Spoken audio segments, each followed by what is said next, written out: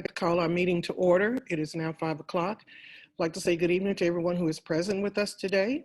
At this time, I want to go through our board norms and protocols. As a board, we agree to respect differences of opinions in making decisions for the district, to follow best practices in managing the superintendent and the management of the board itself, to stay on task when conducting business for the district, including while at board meetings, to never surprise the superintendent or each other when conducting official business of the district, to read these norms at the beginning of each board meeting and at board workshops as a reminder of how to conduct our meetings, and to continually self-check to determine if we are following our norms when conducting district business. Just like to say thank you to the entire staff for the outstanding work that they have done so far during this month. And I just want to encourage all of them to stay safe, and also to thank our school board members for being present on Saturday where we had the self-evaluation workshop. So with that being done, we will now have our roll call vote coming from our board clerk, Ms. Westphal. Maxine Drew. Maxine Drew, present. Yolanda Clark. Yolanda Clark, present. Janie Humphries. Janie Humphries, present. Randy Lopez. Randy, present. Wanda Brownlee Page. I think she's having some trouble. Valdina Nguyen. Valdina Nguyen, present. Stacy Yeager. Stacy, present. Thank you. Could I get a motion that we approve the regular agenda? I make a motion that we approve the regular agenda. I need it seconded, please. Second. It's been moved and seconded that we approve the regular agenda. We're ready for the vote, Ms. Westphal. Maxine Drew. Maxine Drew, yes. Yolanda Clark. Yolanda Clark, yes. Janie Humphries. Janie Humphries, yes. Randy Lopez. Randy, yes. Wanda Brownlee Page. Still not with us. Valdina Nguyen. Valdina Nguyen, yes. Stacy Yeager. Stacy, yes. Motion passes. Thank you. We're now ready for community comment.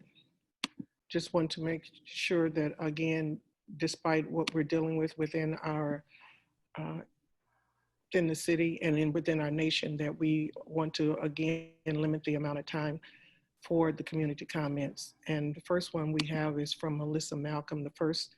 We have, is she present? Awards and recognitions for. Oh, I'm sorry. I did skip that, didn't I? Thank you for correcting me. Ms. Watson, I think, is going to report on that. Thank you. Recognition for School Foundation of Excellence Scholarship recipients. Ms. Watson, I'm sorry that I skipped you. Oh, no problem. Good evening, board. Good evening. Hello. It's good to see you all. Good. I am happy to report from the foundation. We had 31 students that received scholarships. 12 of those students received scholarships from the Foundation for Excellence. Those students received $3,000 each, and you should have a document that shows the list of students. Mm-hmm. Okay, great.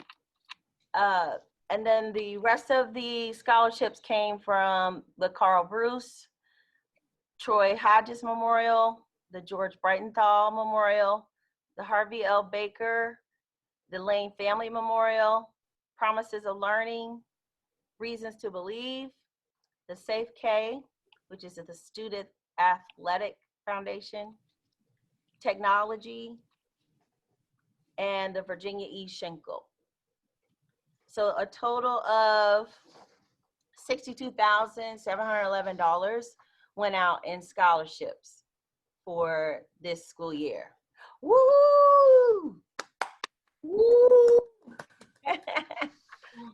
Very nice. We were able to process those next year. We will be doing all scholarships online, so we're really excited about that. So I'll just give you a quick update regarding that.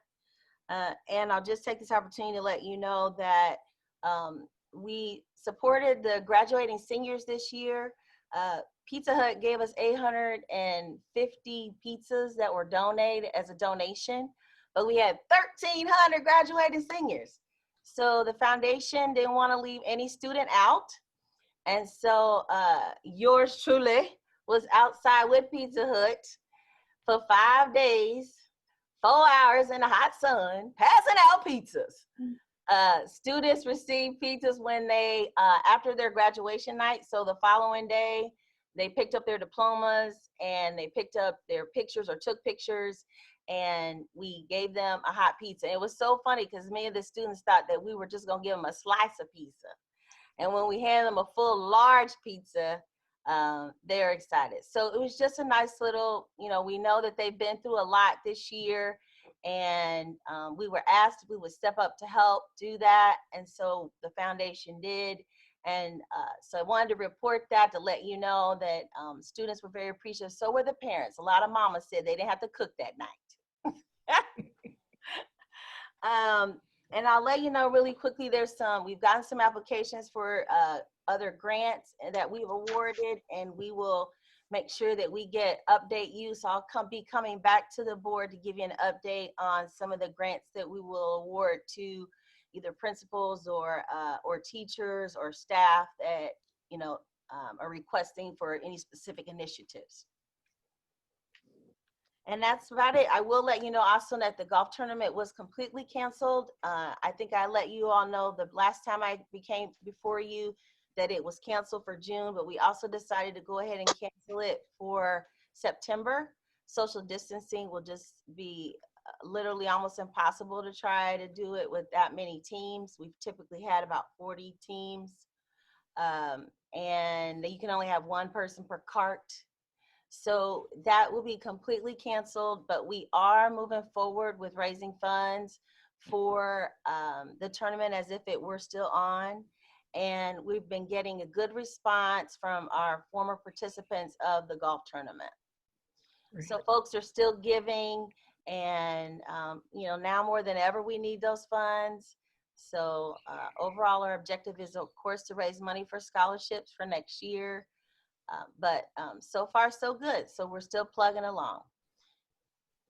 Any Thank you so questions? much. All No right. questions? Lord, Thank you so much. you're so welcome. Thank you.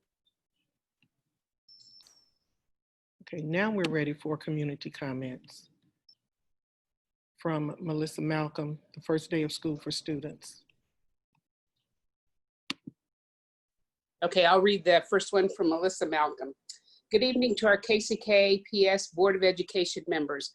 My name is Melissa Malcolm, and I am a veteran teacher in KCK. Currently, I am the MTSS facilitator at Central Middle School. Tonight, I come before you to address the 2020-2021 academic calendar. As it currently stands on the district calendar, all students return on Wednesday, August the 12th. In years past, there was a much needed one-day or half-day introductory period for our 6th grade and 9th grade students prior to their upperclassmen reporting.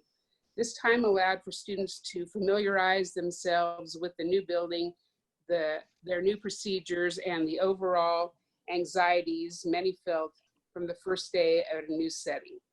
Considering what we have been through over the last few months, many of our incoming 6th grade students have never been to their new school buildings, as in the years past when tours would have been conducted. The same can be said for the incoming 9th grade students. Unfortunately, as you know, Zoom does not do a tour justice or offer comfort for those who are concerned about coming back into a full building the first day. Consideration should also be given to those schools who work with their student leadership groups to assist with 6th and 9th grade orientation day. These groups work diligently every year to promote and reinforce positive behavior and academic excellence. This starts day one. If all students return the same day, this vital piece of student leadership and mentoring will be delayed and could possibly be lost. In our building, 8th grade mentors are becoming a pivotal piece in supporting a delicate framework to what we hope becomes less trauma and more academic excellence throughout our building. In closing, I realize when and if we return to a regular schedule are still in question. However, I am asking the board to reconsider moving the schedule back to pre-K through 5, 6, and 9 on August 12th, and all students returning August 13th. Thank you for your time and consideration, Melissa Malcolm. Thank you. We're now ready for the one for Tammy Howe, topic to policy to conduct research in the district. And Randy Lopez is going to read this. Dear Madam President, Board, Dr. Faust, the success of education is grounded in data. Our teachers collect data, our district office collects data, our board collects data, our state collects data. Data is gathered in multiple ways. We complete surveys, we look at test scores, we hold meetings, we do research. In 2014, this district sent me to a co-teaching training. The training was specifically designed for a special education teacher and a general education teacher. After attending the 2-day training, like any good teacher would, I started doing research about co-teaching. All the data showed that co-teaching was beneficial for all students in the classroom. I wanted to know more. Within 6 months from attending that training, I found myself enrolled in a doctoral program at Grand Canyon University. After a few years of coursework and more research, I discovered a gap in the current literature and knew what my research topic would be. I wanted to know what teachers thought about the training they received, what training topics were relevant in their classrooms, what training topics influenced their instructional decisions, and so forth. In December 2016, I reached out to our district and asked for permission to conduct research, specifically to interview and survey our teachers to answer these questions, to fill in these gaps in current literature, and frankly, to gather this data for our district. With the inclusive shift in our district and the increasing number of co-taught classrooms, I knew this research was valuable in this district, in our district. Although I was still in the midst of reading other research findings and understanding the topic in its entirety, I was required by the university to obtain permission to conduct research for the following 2017, 18, and 19 academic years. With each year, it was communicated that the proposed research topic was the same and that I just required an updated approval. This year, January 2020, I reached out for an updated approval along with a message that I was ready to actually start my own research to find out the answers to these valuable and much needed questions. First 3 emails went unanswered. I went to the district office, got the appropriate person on the phone, tried to schedule an appointment to come into the district office to speak to that appropriate person, and that individual turned me away with no scheduled appointment time. In February, I sent 4 more emails that again went unanswered. I reached out to other individuals in different positions to find out what I could do. At that moment, I had already invested 5 years into this topic. Finally, I got a response that said a full review of my proposal had to be completed again and that it needed to be sent to the superintendent for approval and that I needed to answer several questions and send paperwork. I sent all the requested information and I sent a follow-up email. As of today, I still have not received the decency of a reply. It is unfortunate that a district that I have worked in for 10 years, that I love, that I support, that I go above and beyond for, has not supported me in conducting this research for my dissertation. Contrary to what you might be thinking right now, I'm not here to ask for permission, as our neighboring school district gave me permission within 24 hours of reaching out and my data collection is complete. I'm here today to say shame on us as a district. We have to do better. We have to support our teachers. If individuals cannot handle the responsibilities delegated to them because their schedules or workload are too overloaded, then we must create an alternative path or get additional help. This information could have guided us in the district in the direction of providing co-teaching support that teachers feel is important to successfully co-teaching in inclusive classrooms. It could have given us the valuable information to help in meeting the needs of our teachers and all of our students.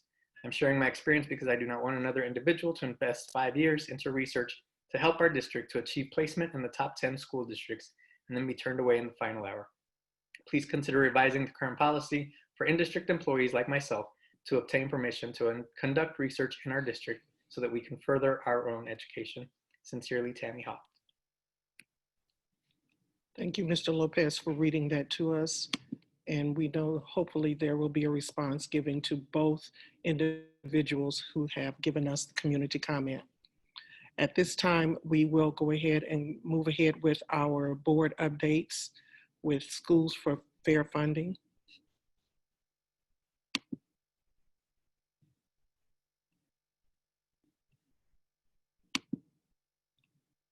Dr. Fausto, can you hear me?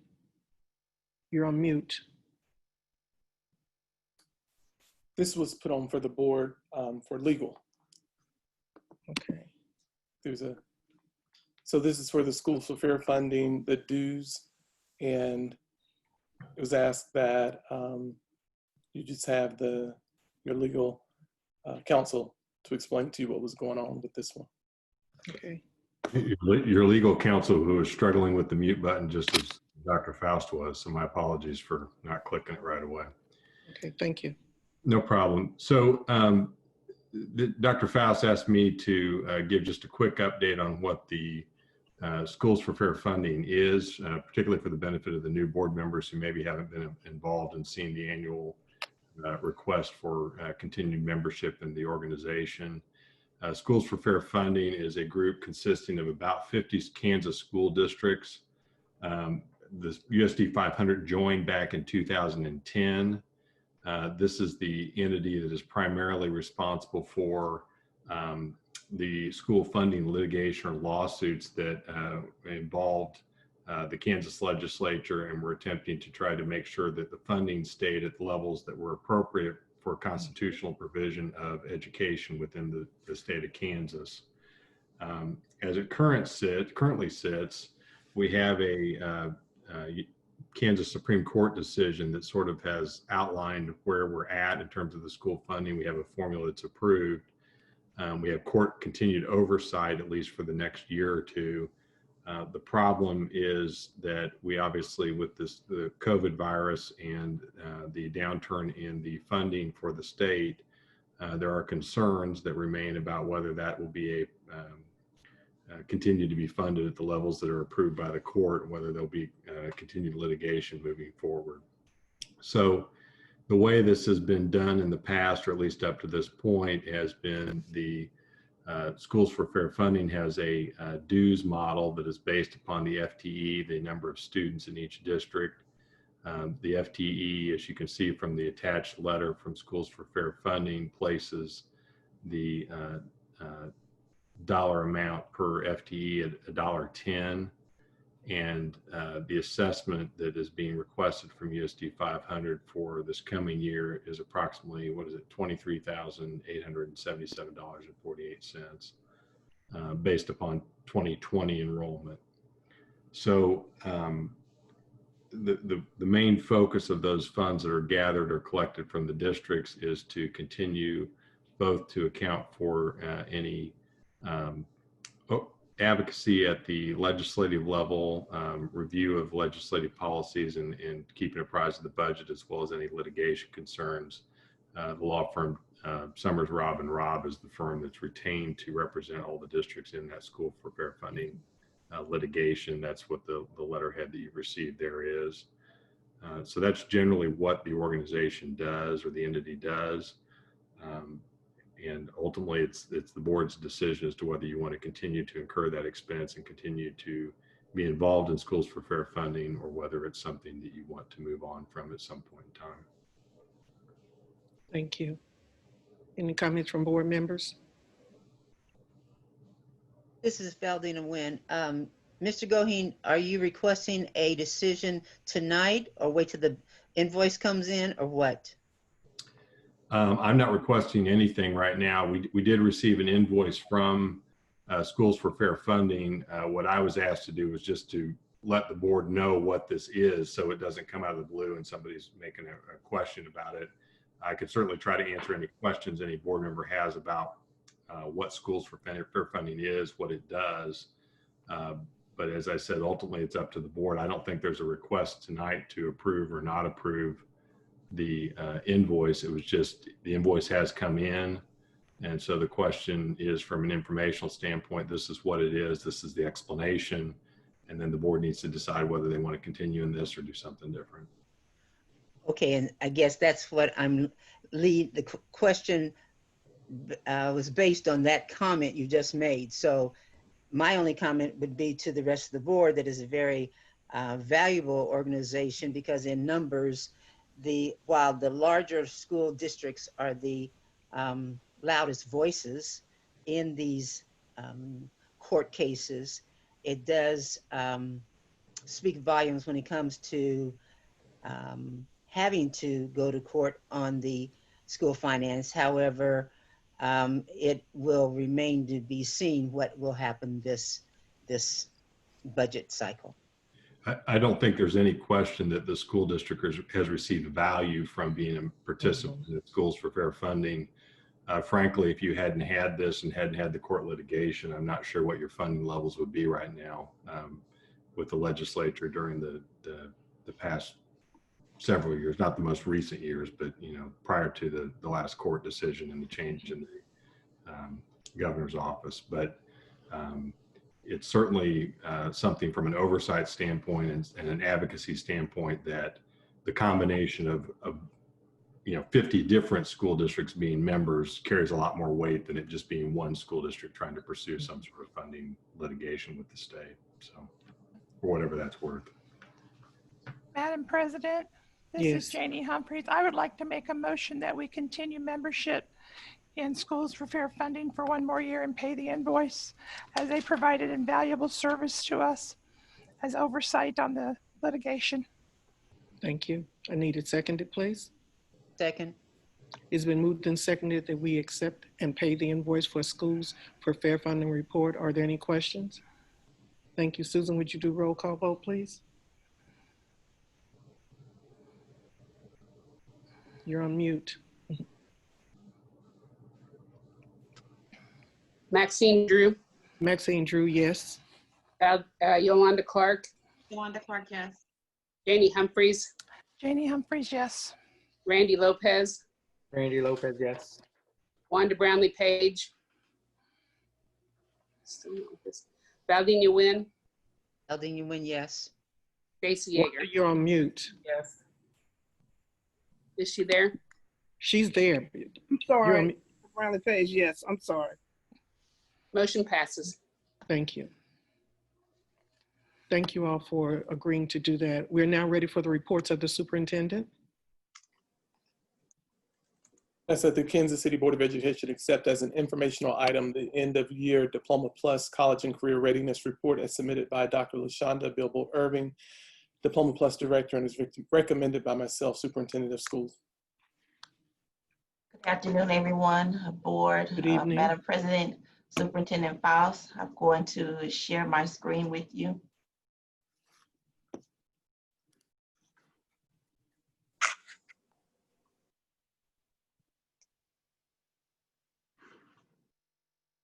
So this report is the end of year review for Diploma Plus. Just to recap, students graduate from KCK considered Diploma Plus one of the following categories: an ACT score of a 21 or higher, a college credit 18 to 30 hours, which is roughly one semester, a certificate or a credential, and that could be a CNA, that can be pharmacy tech, cosmetology, a variety of certificates, internships or projects.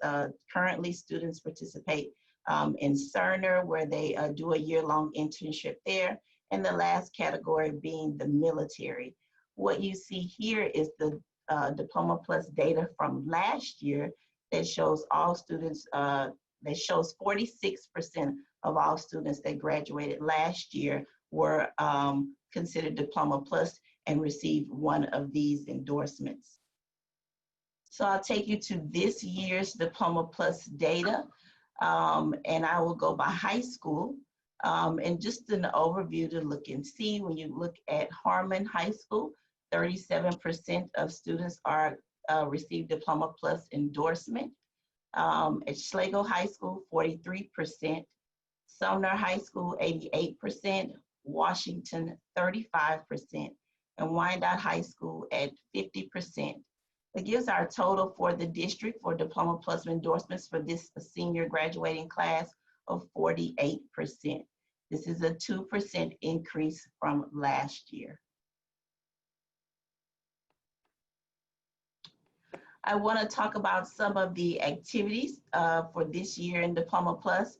We partner with Prep KC to be able to provide experiences for our middle and high school students. In our middle schools, we have Diploma Plus and middle school liaisons that assist our students in really being able to think about careers and colleges starting in middle school.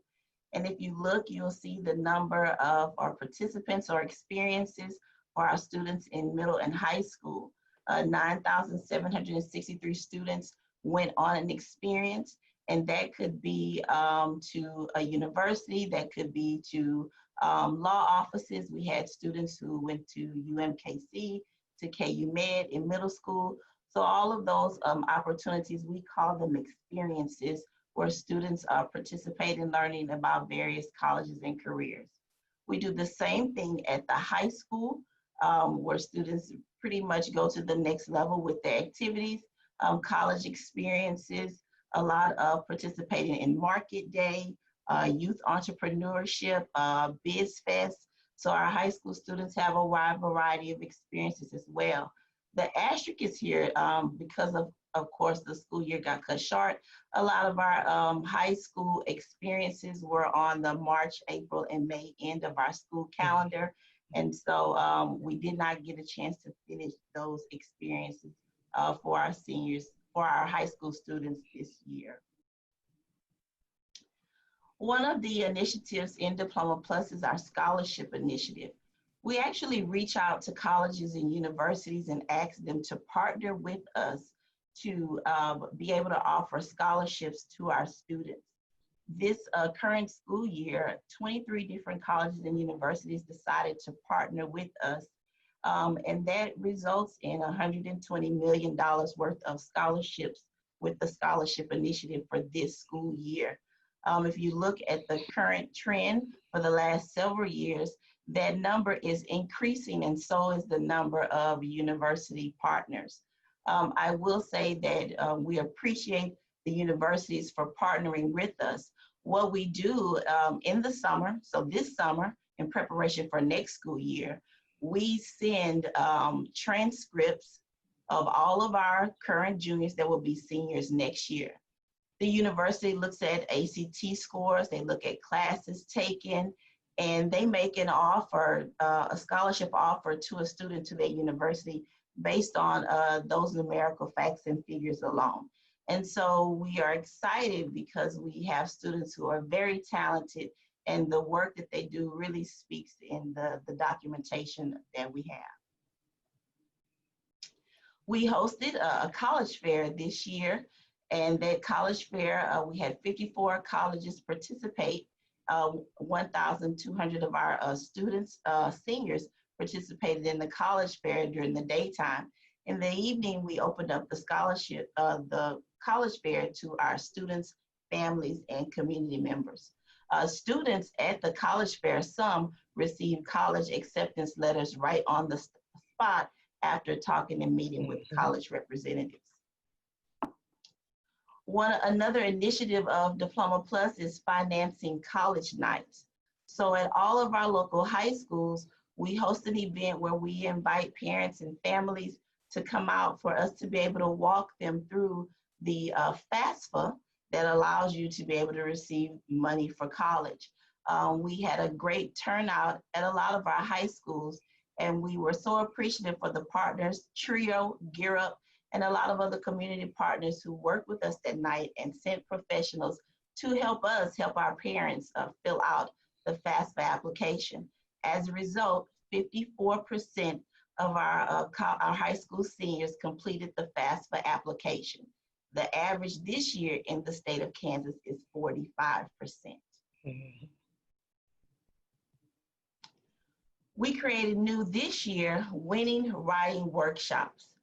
The essay, I think, is paramount for students really being able to obtain some of the scholarships from our local community partners.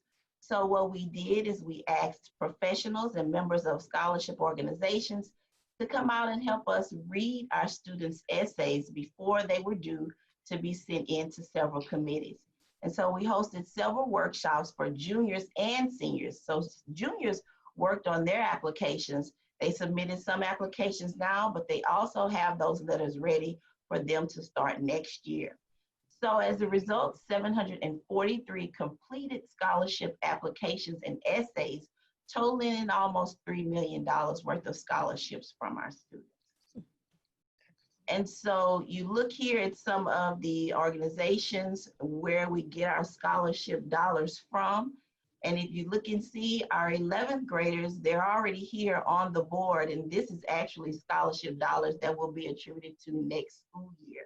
So the scholarship essays and the workshops and all of the things that we had were not only just for seniors, but they were for students in all grade levels. And we partner with a lot of local organizations, the Hispanic Development Fund Scholarship. They were a big partner in coming out and really providing professional development for our staff members to be able to make sure that students filled out the scholarships correctly. We participated in BizFest, and that's with the Greater Kansas City Hispanic Collaborative, and students were awarded scholarships dollars there as well. Another vital part of Diploma Plus is our dual and concurrent program. Students have an opportunity to take college courses while they are in high school.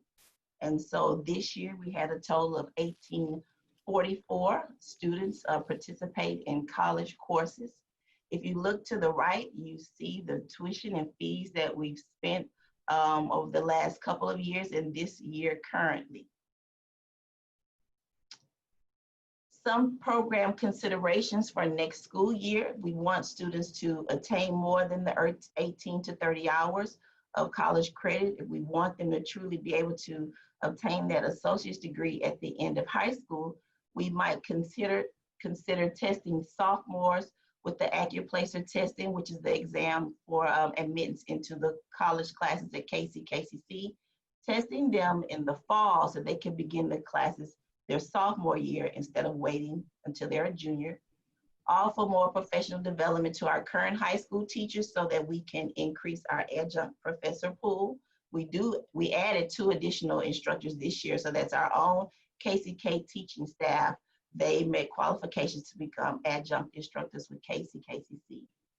We could also embed more time in the students' IPS, individual plan of study, so more students can graduate with an associate's degree. Currently, students take classes their junior year, their senior year, and none in the summer, before, after junior and senior year. This 1920 school year, 13 students in the fall completed an associate's degree, and 6 students in the spring completed an associate's degree from KCKCC. Another new initiative in Diploma Plus is the Case Step Up program. This is new in conjunction with KCKCC and K-State. This gives students who are interested an opportunity to complete an online teaching degree for 5 years, 2 years as a student here in KCK, 1 year in KCKCC, and the remaining 2 years at K-State, but the degree is all online. So this current school year, we had 89 students enrolled in the classes for that program, and 10 of those students will be majoring in education when they attend KCKCC in the fall. Career and technical education is also a component of Diploma Plus. We receive a lot of grants to be able to work with our middle schools because of Perkins dollars are used at the high school level. And so this is just some of the grants that we apply for to be able to work with elementary and middle schools because we, again, use our Perkins funds at the high school level. We are doing some program additions and enhancements. So the Wyandotte construction room is completely updated. And it's awesome to see all the woodwork and construction going on in the classroom, and students are actually building shelves and a lot of really great hands-on projects for students. Also, the biomedicals pathway is offered in 4 of our high schools with numerous labs and real-world applications. And so if you look, the picture on the right is a biomedical classroom with their crime scene, conducting information from a crime scene. And then the picture on the left is the Wyandotte construction lab. Lastly, Naviance was a big initiative, the college and career online platforming tool that we launched in the middle and high schools this year. And so this data just shows our summary for student logins. This is our first year of implementation for Naviance. And I was so excited about the work that our campus-based staff members have put into really ensuring that students and teachers are able to use the tool. So what you see here is number of students who logged in to the Naviance tool, our total student logins for the year, even though school students did not return to school after spring break, students still logged on to Naviance while they were home. And so 64,927 student logins with the Naviance portal. And we're so excited about the work that is happening that's really being able to strengthen college and career readiness across our middle and high school.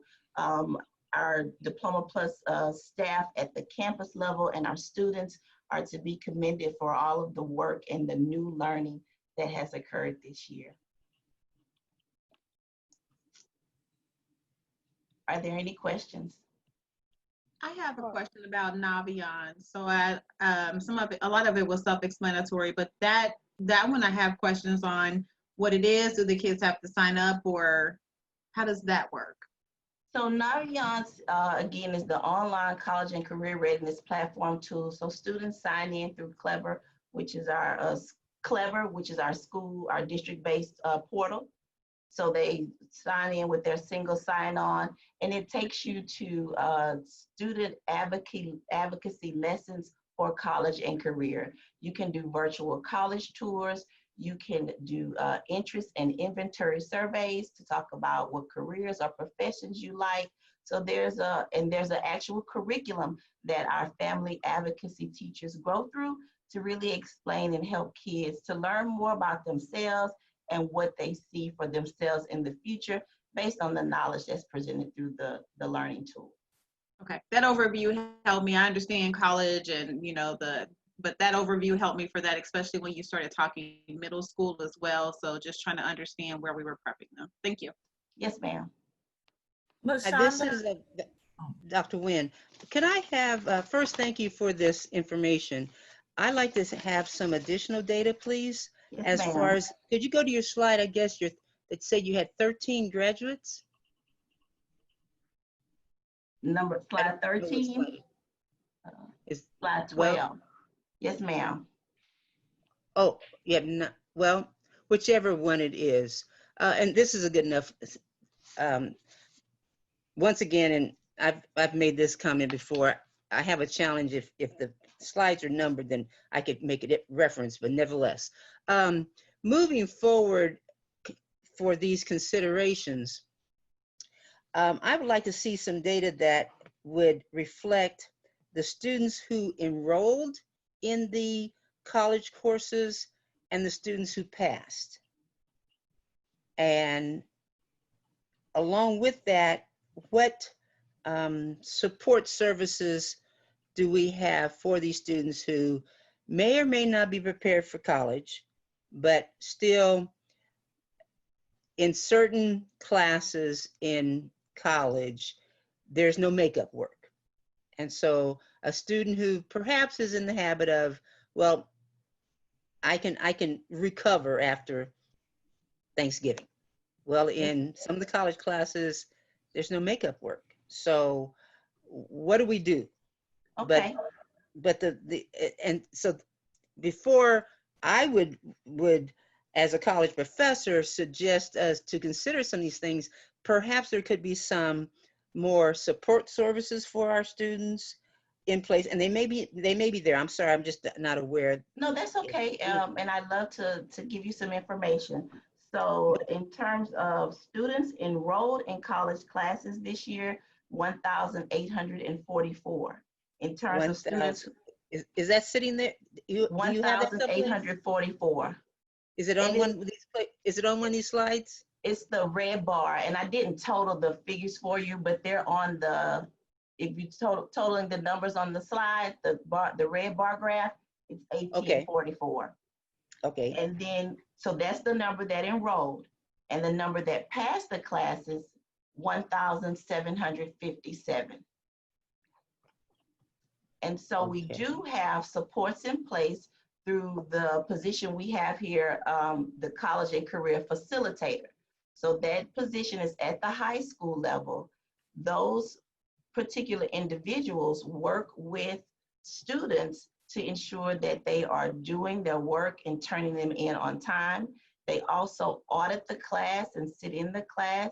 If there's an issue between the student and the professor, the facilitator is the liaison to be able to ensure that students are doing what needs to be done in the class to make sure that they are staying on top of their work, they're participating and being a good student in the class.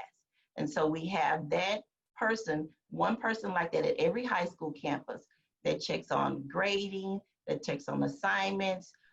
We host on Wednesdays because they don't go to the college classes. We do an academic support for the college students on Wednesdays to be able to really do any catch up or makeup, to talk about any barriers or challenges that they're experiencing.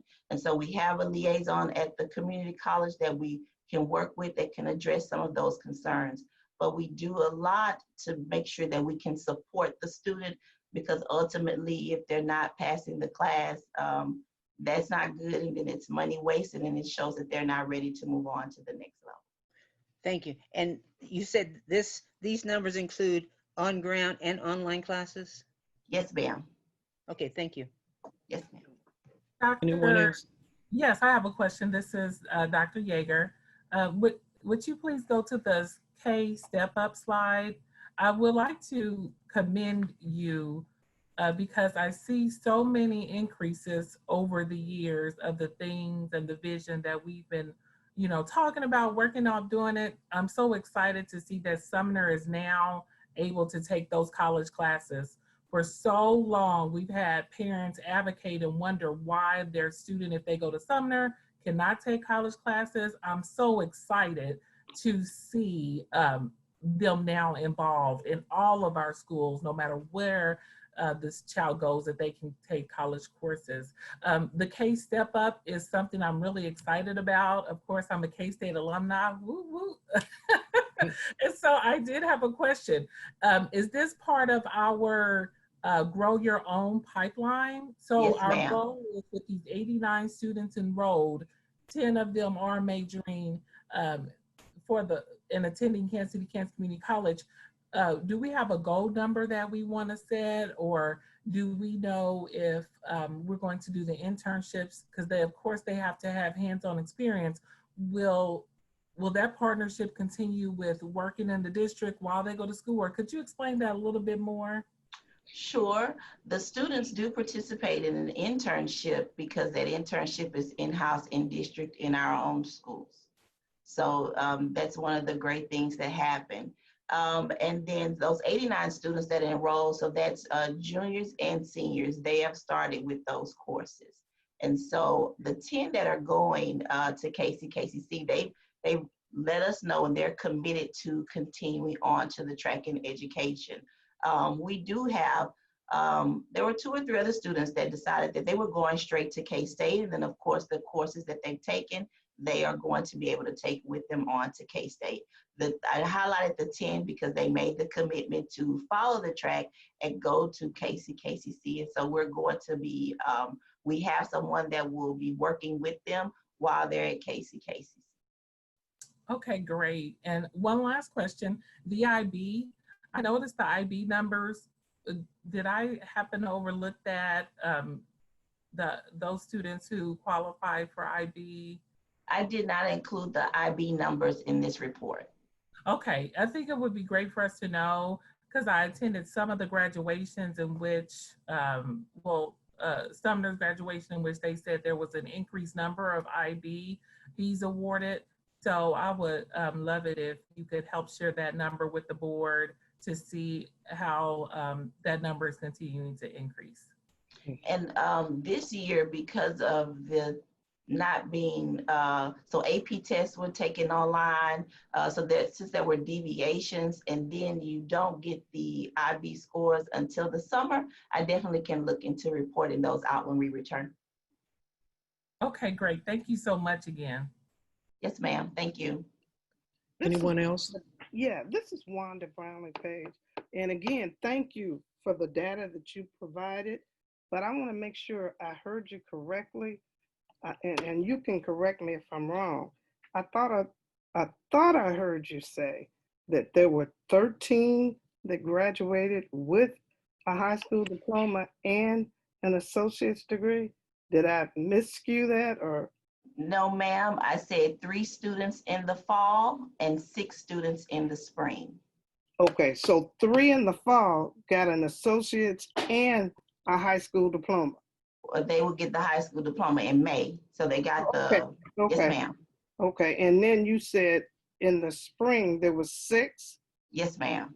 Oh, okay. Well, I commend you. We come a long way, because the first year on the board it was only 1, and then the second year it was 2. And if things work out accordingly, we'll have 9 this year, because it's an awesome program. And I guess I don't understand what's going on. Why wouldn't someone want to come out with a high school diploma and an associate's degree? And Well, not, as I stated in my program considerations, I think we need more time. So right now it's just juniors and seniors. But I think if we start the sophomore year, the spring semester, or if we pay for students to take the courses in the summer, that could increase the numbers. They would have more time. These 9 students were students that were go-getters. They went after it. They made sure that they took all of the high school courses, and those last 2 semesters of senior year, that was all they had on their class schedule was the dual credit courses from KCKCC. Sometimes it's hard for students to maneuver that, and they just need more time. I think if we started a little bit earlier, and currently we don't pay for students to take college classes in the summer. We only pay for fall and spring. I think to increase this number, we're looking at starting earlier and possibly paying for these college classes in the summer. well, do you have a breakdown in terms of what high schools they went to? This 9 that you're talking about? No, You don't have it right now, but can we get that, yes, please? ma'am. Yes, Yeah, ma'am. I appreciate that, because we come a long way from 1 to 9, and it should be almost 100 or 200, considering what we're paying. We're paying a lot of money to the community college, and Yes, more ma'am. people need to take advantage of it. This is no reflection on you, but again, to go from 1 to 9, that's something to clap about, but we still need more, and I appreciate that. Thank you. Yes, ma'am. Thank you. I do agree it would be beneficial if they could start earlier, or even in the summer. I think the summer is huge for them to be able to leverage that time. So They wouldn't allow them to start their sophomore year? You have to wait until they're juniors? We don't, but it's something that I think more discussion with our superintendent and having that conversation with Dr. Mosier at KCKCC to say that we're changing our, looking for a change in requirements. Okay. Because initially we started the junior year. So I think if we're going to do something different, we have to open up that conversation with the leadership at KCKCC. As well as with parents. Yes, This is ma'am. Dr. Nguyen again. When considering summer, you're squeezing a 16-week program into 6 weeks, and that is difficult for a graduate student. So it's tough. Yes, ma'am. I agree. That comes, I guess, with the AccuPlacer. If someone is scoring off the charts, then they can handle it. But I think we're spending $600,000 now. The opportunity is one thing. Success is, I think, what you want. Mm-hmm. And I would add, my daughter, she's going to be a junior, and she's taking classes this summer as a college student. And it's in the summer, you still have to have that round of support and communication with, like you guys are saying, with the parents, with the counselors, just to make sure they get that additional support. And I'm sure you guys will work out that additional level of how do we support students in the summer? Because the way the high school is scheduled now, every 8 weeks they are changing classes. So they have that model already. We have that model already in our high schools in which we're changing those semesters. So I think helping get the mindset change of what's needed in the support would be something that would help out if summer is decided. But that is so excellent. I'm so excited, as Wanda mentioned, about how we can see the growth of those getting that associate's degree. This is Randy. Just to follow up, thank you for the presentation tonight. Really appreciated the information. Two comments and then a question. First, again, just want to thank you for the information. I just want to make sure, we're all aware that while we're continuing to tweak the Diploma Plus model, something Ms. Page already spoke to and during the presentation, it is a model that other districts across the state and even across the country, I would say, are really looking at in terms of what we're doing here in KCK and the successes that we're having. So I think highlighting some of these successes is great. Obviously, there are things that we want to do a little bit better on, and absolutely, but I think just the growth that we've seen, as Ms. Page mentioned, is really good to see, and it's a credit to the staff that we have that have been working in this Diploma Plus program for a while. So just wanted to highlight again that the program in and of itself is a model that other districts are really looking at us and to how we implement the partners that we have. So I wanted to commend you and your team on the work that you all continue to do. Secondly, and you'll have to forgive me for jumping on a soapbox for a minute here, but as we know that I think about our undocumented students and our DACA-minute students, or students who have DACA. And as we know, DACA is hanging in the balance right now from an administration that's awful, that wants to take the DACA program away from our students and make them feel inferior. And I know several of our students benefit from the scholarships. Several of our DACA students and undocumented students benefit from the scholarships and the scholarship support that you all provide. So I just wanted to lift that up as well in terms of the work that we're able to do, regardless of status, that this program is able to support our students to make sure that that we're supporting them along their journey, whether it's college or career. And so I just wanted to lift that up as well and commend our DACA students, and speaking directly to our DACA families and students and our undocumented families and students, regardless of the outcome, we just want you to know that this school district is going to be here to support you, to love you, and to make sure that you have the resources to get to college if that's what you want to do, regardless of what this administration has to say. So make sure everyone gets out there and votes in November. And then thirdly, my question for you is around those vulnerable populations that we have, including our undocumented students, but just all of our students who have some kind of barrier. Someone mentioned this piece around families and family engagement. Can you speak about, and I may have missed it, how are you supporting or how you include families in this work? Because as we know, through this journey to go to college or a career, it really encompasses the family unit, right? And a family has to be very supportive of their child to make sure that they have the time to study, have the time to take the test, to go along some of these professional development opportunities and whatnot. So how do you encompass the family unit in all of this work as well? Well, a lot of our initiatives includes the family, the financing college night that happens after school, and you must have your family to participate and really fill out the FAFSA application. The scholarships, the college fair, we allow parents to be a participant in that in the evenings, to bring their kids to be able to talk to colleges and universities together.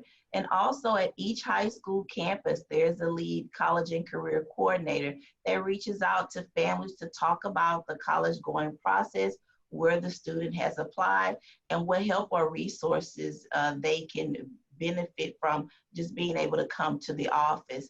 And we partner with a lot of agencies also, because they helped us with the writing workshops, with the FAFSA nights, to be able to, so none of the work that we do is done without the parent, because the journey to college includes everyone. And so we couldn't not, it first starts with that FAFSA application, and we have to have the parent for that. And once we get them hooked with the application, they continue to be a part of the journey along the way. And so even at our parent nights that we hosted throughout the district, we were there really talking to parents about what it looks like to be on the road and to be ready for college or post-secondary success.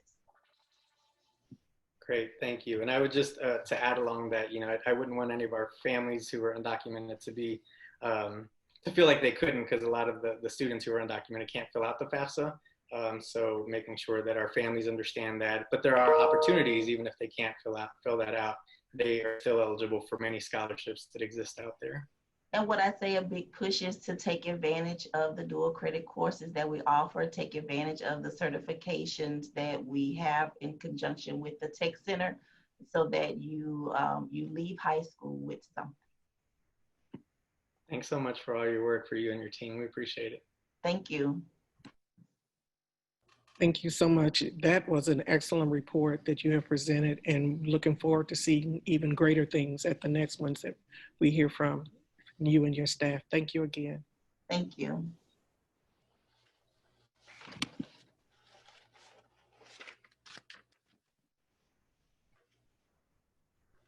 Dr. Faust. All right, forgot to unmute. I ask that the Kansas Board of Education accept for discussion proposed changes to the Code of Conduct as submitted by Lisa Garcia, Director of Student Services, and as recommended by myself, Superintendent of Schools. Good evening, Madam President, board member. Good evening. Dr. Faust. I am here before you. I can share my screen if you would like for me to take you through the changes and edits again from the last time that I was before you. This would be the second read. So I will pull that up.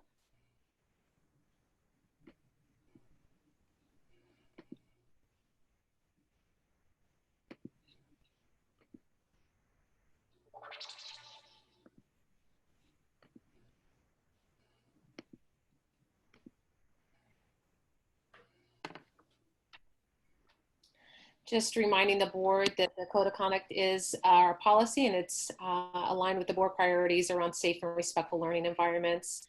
I haven't made any additional changes or received feedback from the first time it was presented.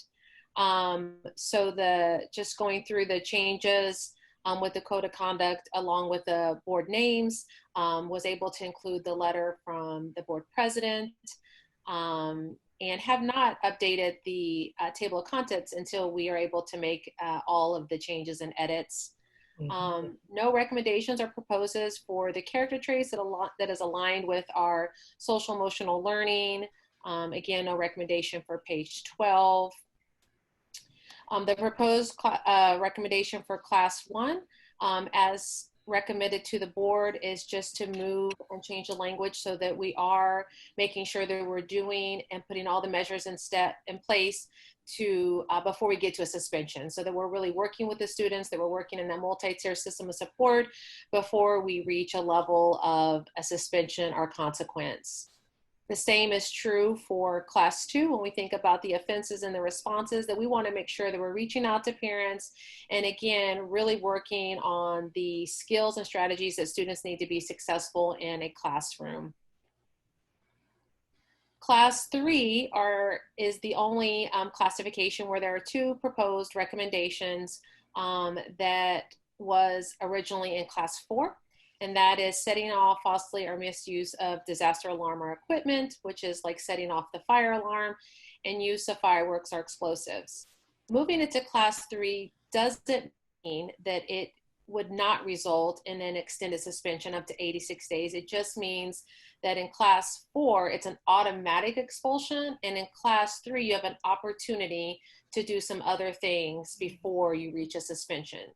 Part of that means including an investigation. Did a student just bring fireworks to school, or what was happening? And again, you can propose an extended suspension, but there's some other options in place before that. And it really helps to have that flexibility depending upon the age of the student.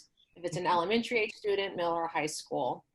Then again, to have common language on page 24, again, propose the progressive disciplinary approach so that we're just not moving to an automatic suspension. Class 4, there are no recommendations except for the 2 that were proposed to move to class 3.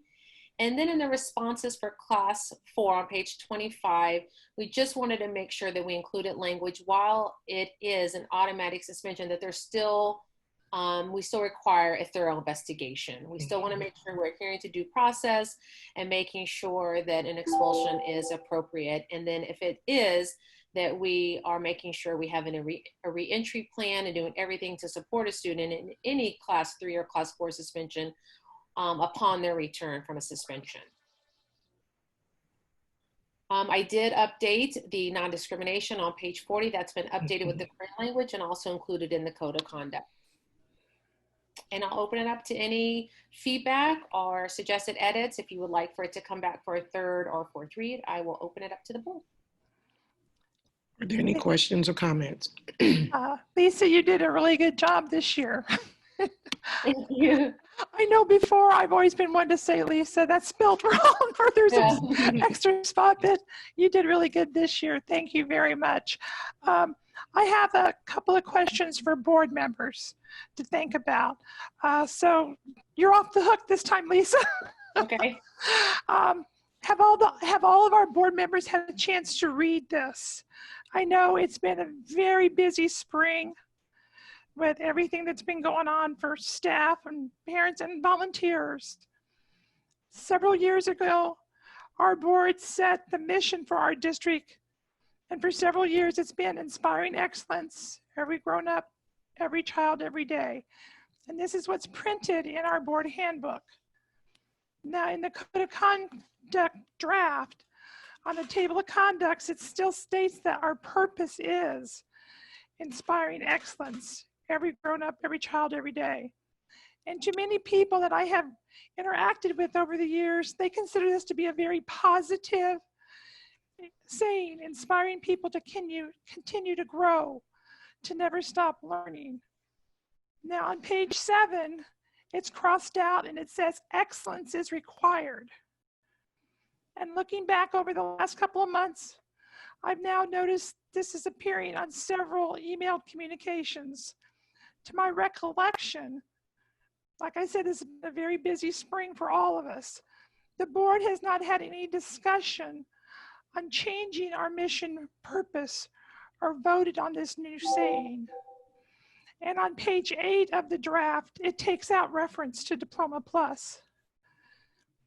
If we are adopting excellence is required, I want to make sure that we're doing so with thoughtful conversation, not in a rush, maybe overlooking the change because of all the confusion the spring has brought us. Is excellence is required a positive thought? Does it promote growth for everyone? Is everyone welcome even if they're not excellent at something or excellent at anything?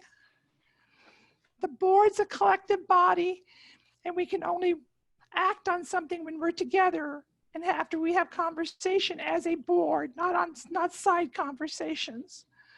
So if we want to adopt this as excellence is required, then I think we have to vote on it as a body and then make sure that we change that everywhere, not just in the code of conduct.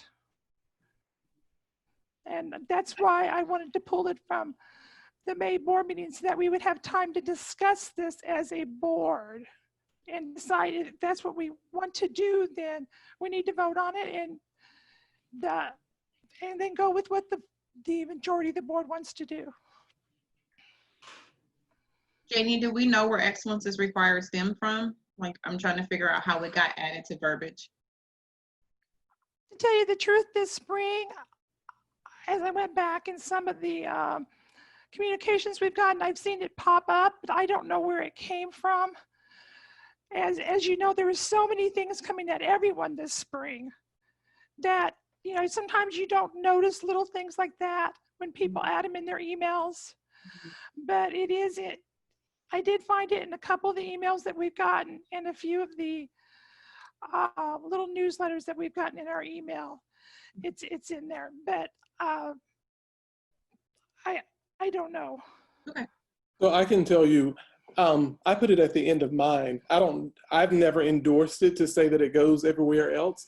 That's just something that I've said, and I've I think that started last year.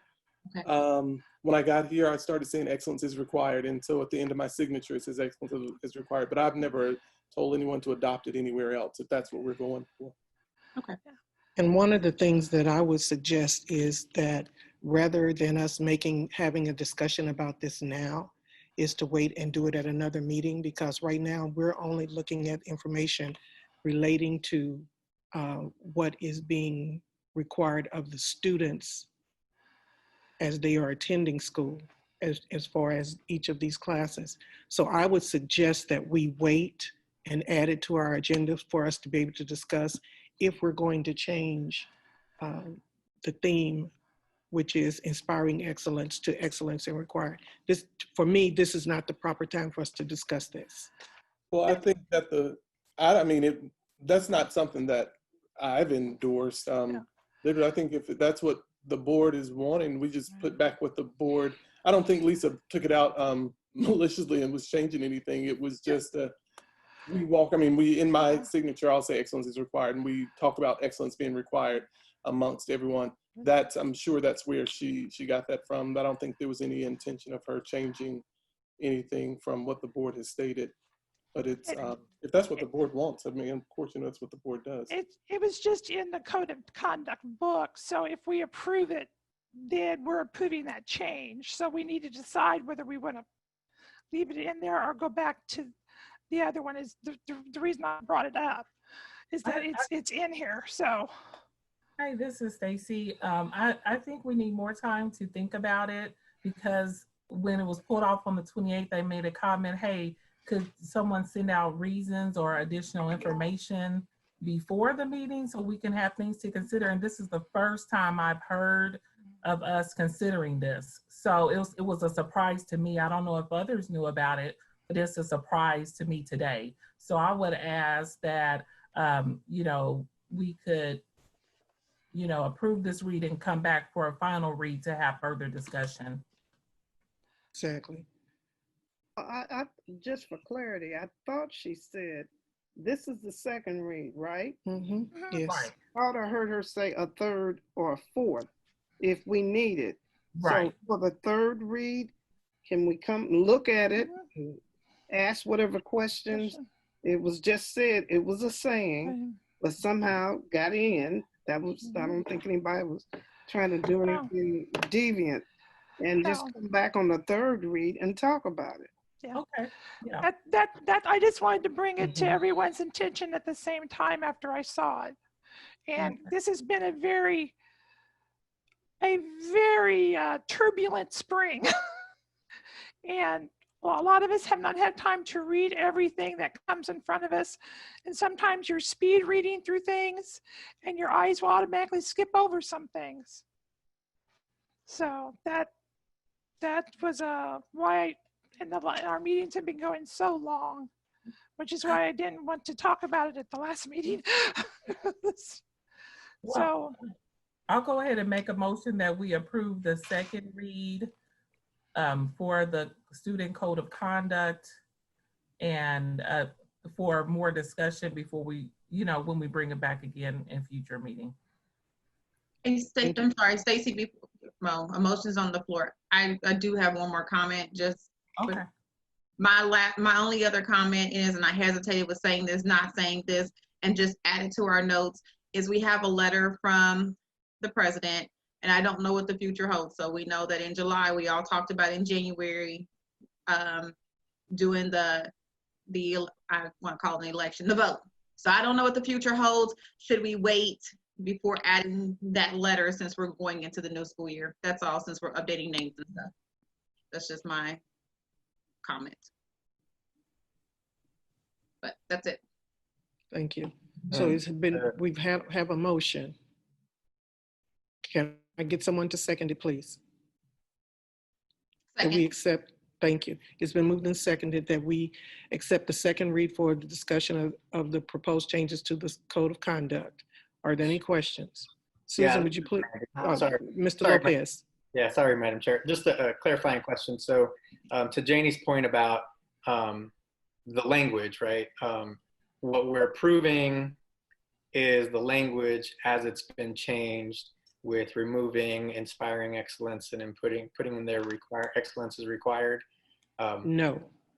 What we're doing is we're approving the fact that we have read it for the second time. And if there are any other changes that need to be made, it will be brought to us at our third reading. And then at that point, If I'm not mistaken. But I think to me, that's where the question is I hear the question that we're not sure that we want to approve that language just yet. I mean, I guess a vote will say that, but right. We wanted, but if we approve the second read, then we're approving the language as it's being presented. Exactly. With the changes that are presented today. Right, and then we will discuss it at a later date so that when the third read comes to us, it will be in the final way in which we want it to be presented. So if we vote yes for this, we're voting for it the way it is printed now. Yes, and we will have a discussion at another meeting before we get the third read. And final approval. Right. So Madam President, do I bring the code of conduct to our meeting, to the board meeting, to the board next Tuesday? The next board meeting is next Tuesday. Oh, yeah. So what happens if at next Tuesday we decide we want to change it in terms of, do we need another read on that? What is that? I would recommend that what we would do is have our discussion at our next board meeting on Tuesday, the 23rd. And then at our first meeting in July, have the third read, and then we can decide. Greg was going to say something. Yeah, what I was going to say, this is to Mr. Lopez's question. When you approve the language of what's proposed for the second read, that's then what will be published in the board agenda for the third read. So whenever you have the third read, it's what's proposed that you're approving tonight. Now, if you go to the third read and you decide to make changes that night, you can do it. And then you can either vote that night for the policy or the book as changed, or if you want to publish it out again for a fourth read, so that people see what the changed language is from the third to the fourth read, you can do that as well. So the board has options, but the typical path is you do a first read, which is usually just what's recommended by administration. Changes are proposed in between the first and the second read. During the second read, you usually have, if there are any changes, those get adopted for the second read, so that for the third read, you have a final version. So if you're going to make changes in between the second and the third read, you typically do those at a board meeting. That's the only time you can do it. And then ordinarily, if you have time to do it, you go ahead and publish that out so people can make comments in between if that happens. Does that make sense? Yes. Any other comments? So we will go ahead with our vote, and then whatever the decision is from there, we can move forward. I think you had a question, Janie. Yeah, is it possible to approve the code of conduct minus the president's letter? Because that's where the wording changes are that we're talking about. Are they just a question? Well, you could do that. I mean, your current motion is to, as I understood it, was to approve what's presented. If you want a different motion to approve a portion of it or not approve it at all, you could do that as well. I guess I'm not sure what you're saying. You're saying hold the president's letter out.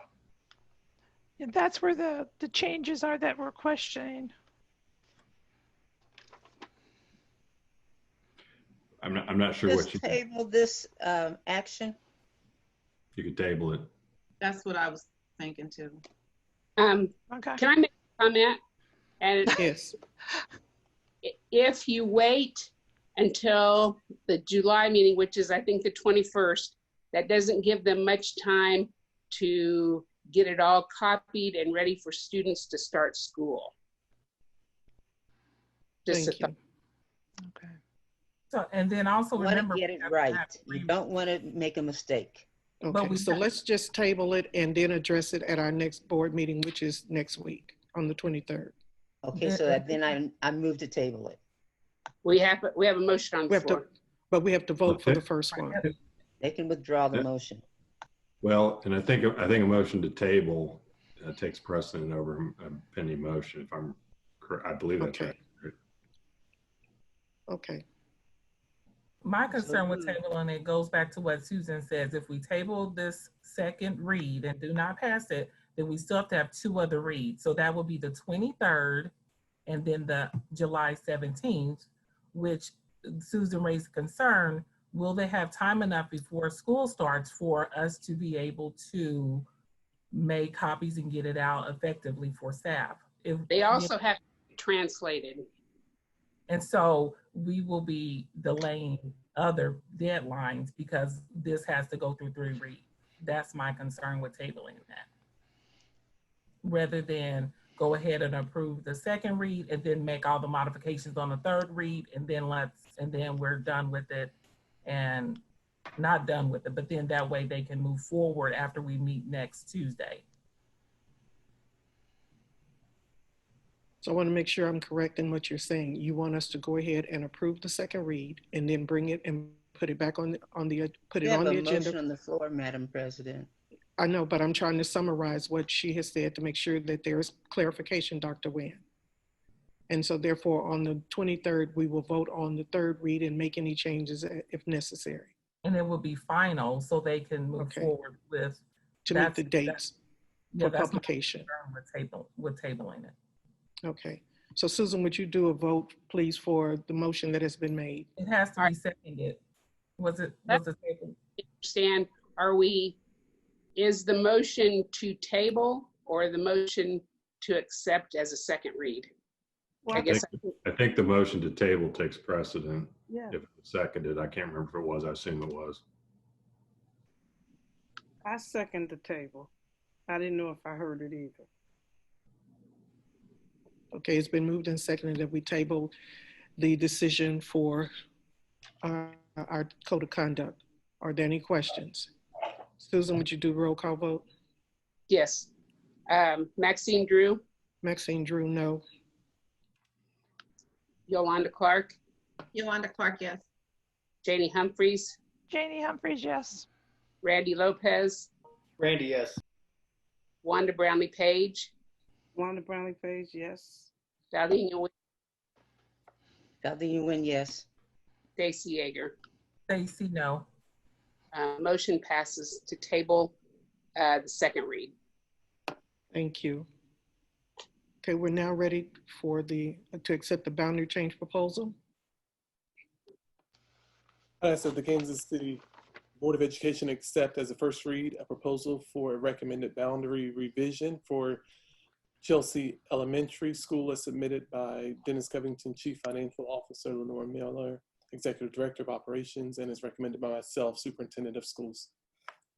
Madam Chair, Vice Chair, and board members, back in February, we approved RSP to take a look at our boundaries for the district and especially for next year, the boundary for New Chelsea and the new West Park. So I have as guest tonight, Mr. Robert Schwartz, who is the leading person with the RSP Foundation, and Lenore Miller. She will give us some lead-in information, and then we will turn it over to Robert for a presentation. Lenore.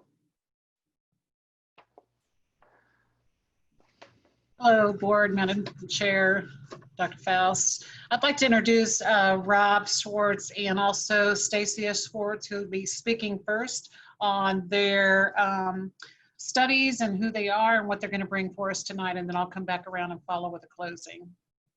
Rob? All right. Good evening, Dr. Faust and board. I'm turning my screen over so everybody can see this.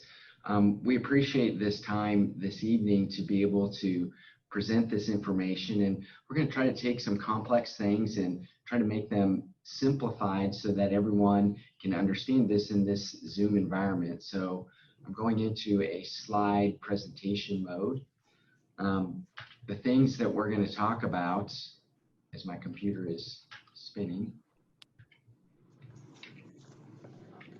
is the situation that we find ourselves in with New Chelsea.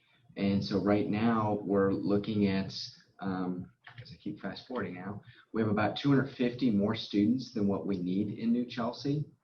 And so we've been working toward a solution that might be able to address the capacity issues at New Chelsea. We have West Park Elementary that's opening this next school year. So we have a state-of-the-art facility that's coming online. We have some challenges with trying to have a complete feeder. So those are the things that we've tried to address in this situation. But a little bit about RSP before I dig into some of these solutions.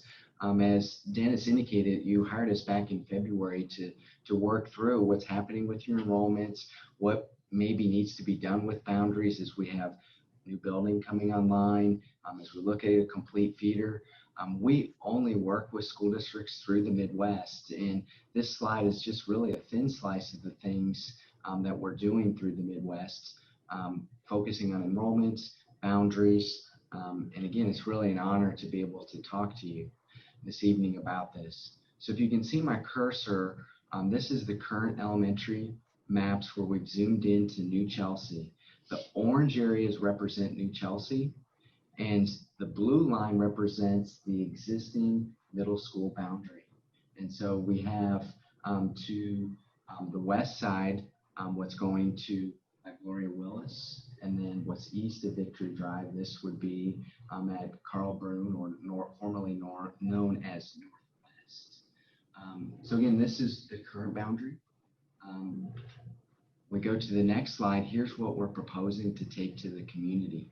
So what we've done, and I'm going to give you kind of a general meet and bound breakdown of what this is. So if we start here on the west part of Parallel Parkway and roughly 44th Street, we come south to Garfield's, and then we go east up to Victory Drive, and then we generally drop south along 43rd, and then we follow 635 all the way down to Minnesota.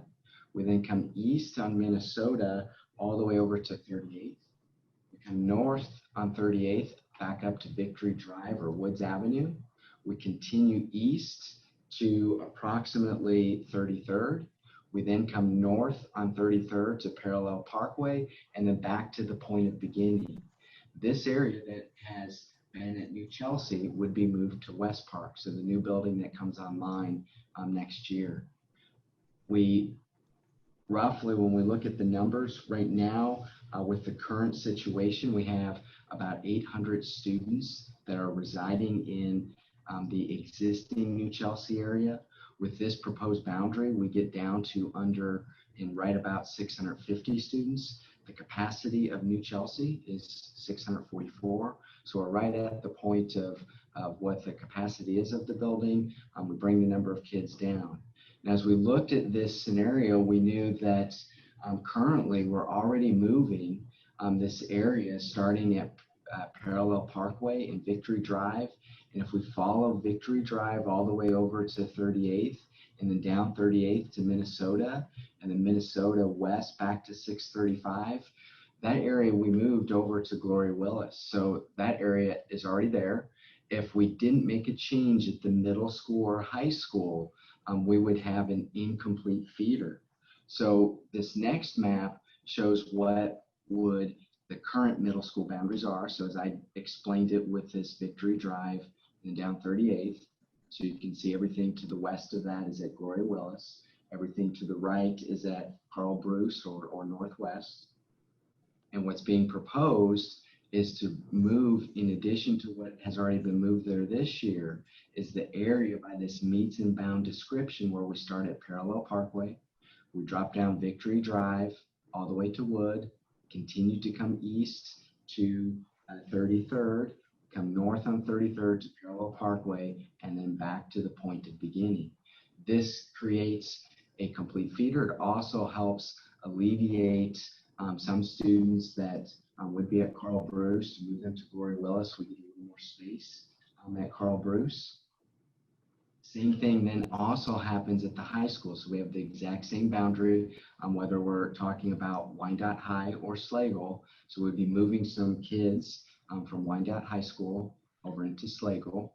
That's what we see proposed, shown on this map here, again with the same general meat and bound description that I gave for the middle school.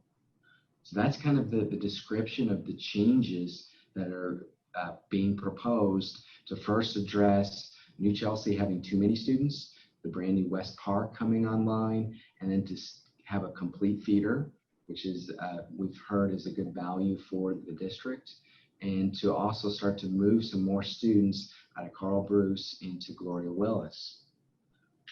One of the other items that we wanted to talk about with what this means is kind of grandfathering or student options.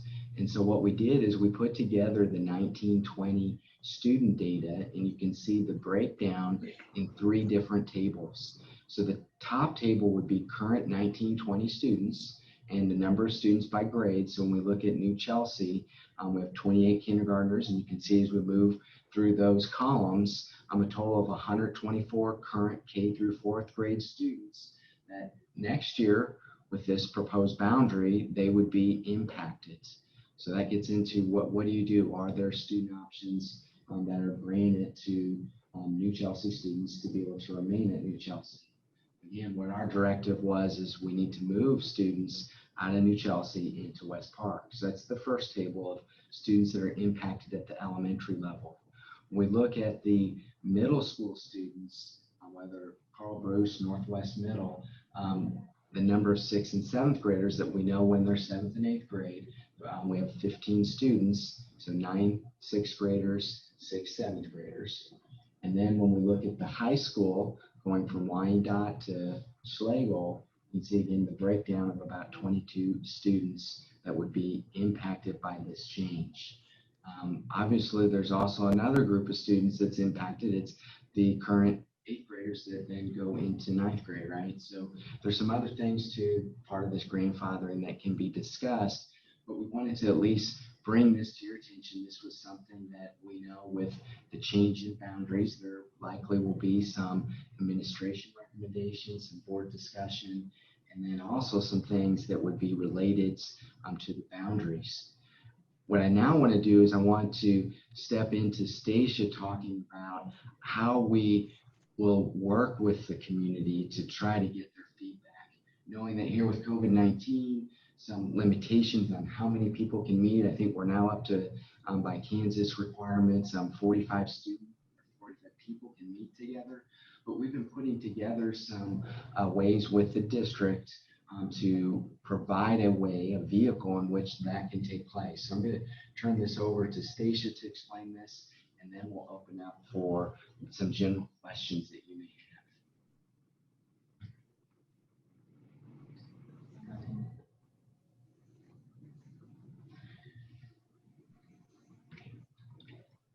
Hi, everyone. Thank you for the opportunity.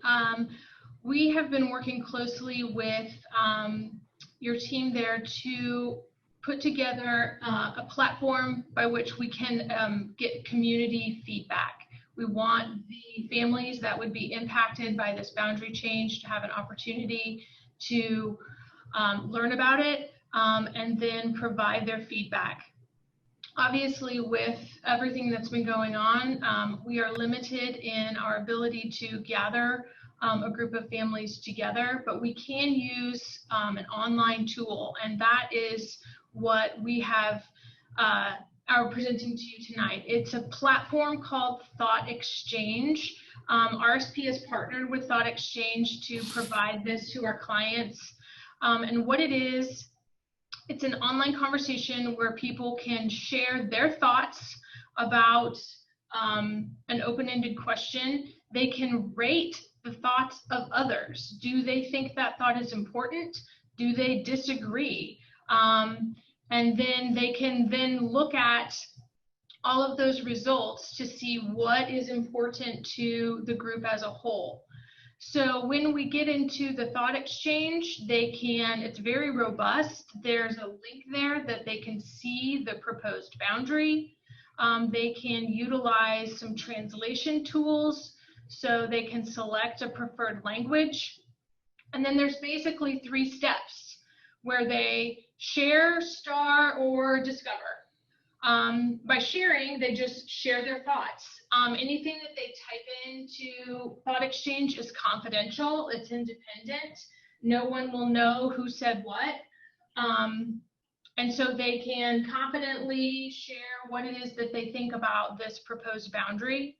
Then they can rank 1 out of 5 stars, their thought or the thoughts of other participants. So if someone shares the thought that they think is really important or that they agree with, they could give it 5 stars. But maybe they disagree or they don't think it's important, they can give it 1 star.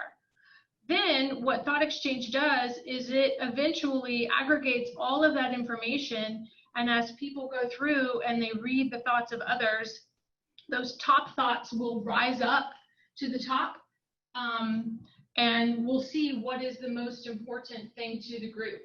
Then what users can do is they can actually revisit. They can see the thoughts of others, and then maybe they have another thought that they want to share. They can go back as many times as they want through the closing date. And I'll just click to the next slide to show you a little bit about what they'll see when they look at it.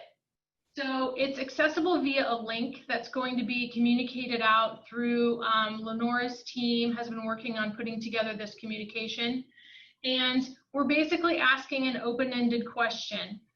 Considering the challenges and benefits of each, what are your thoughts and questions about the proposed New Chelsea boundary? You can see here, I'll just kind of use my cursor.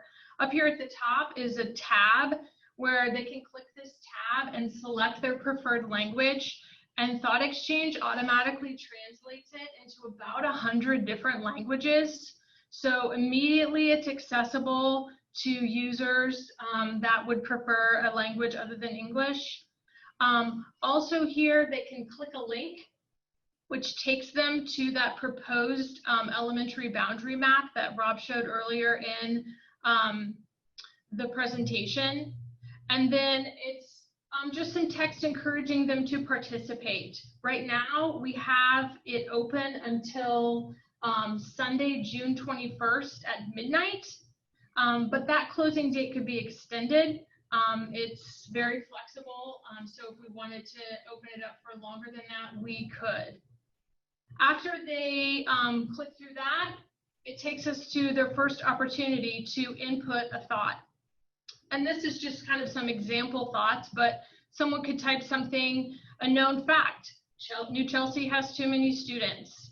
And they can input whatever the thoughts that they want. They can share their thought and say why it's important.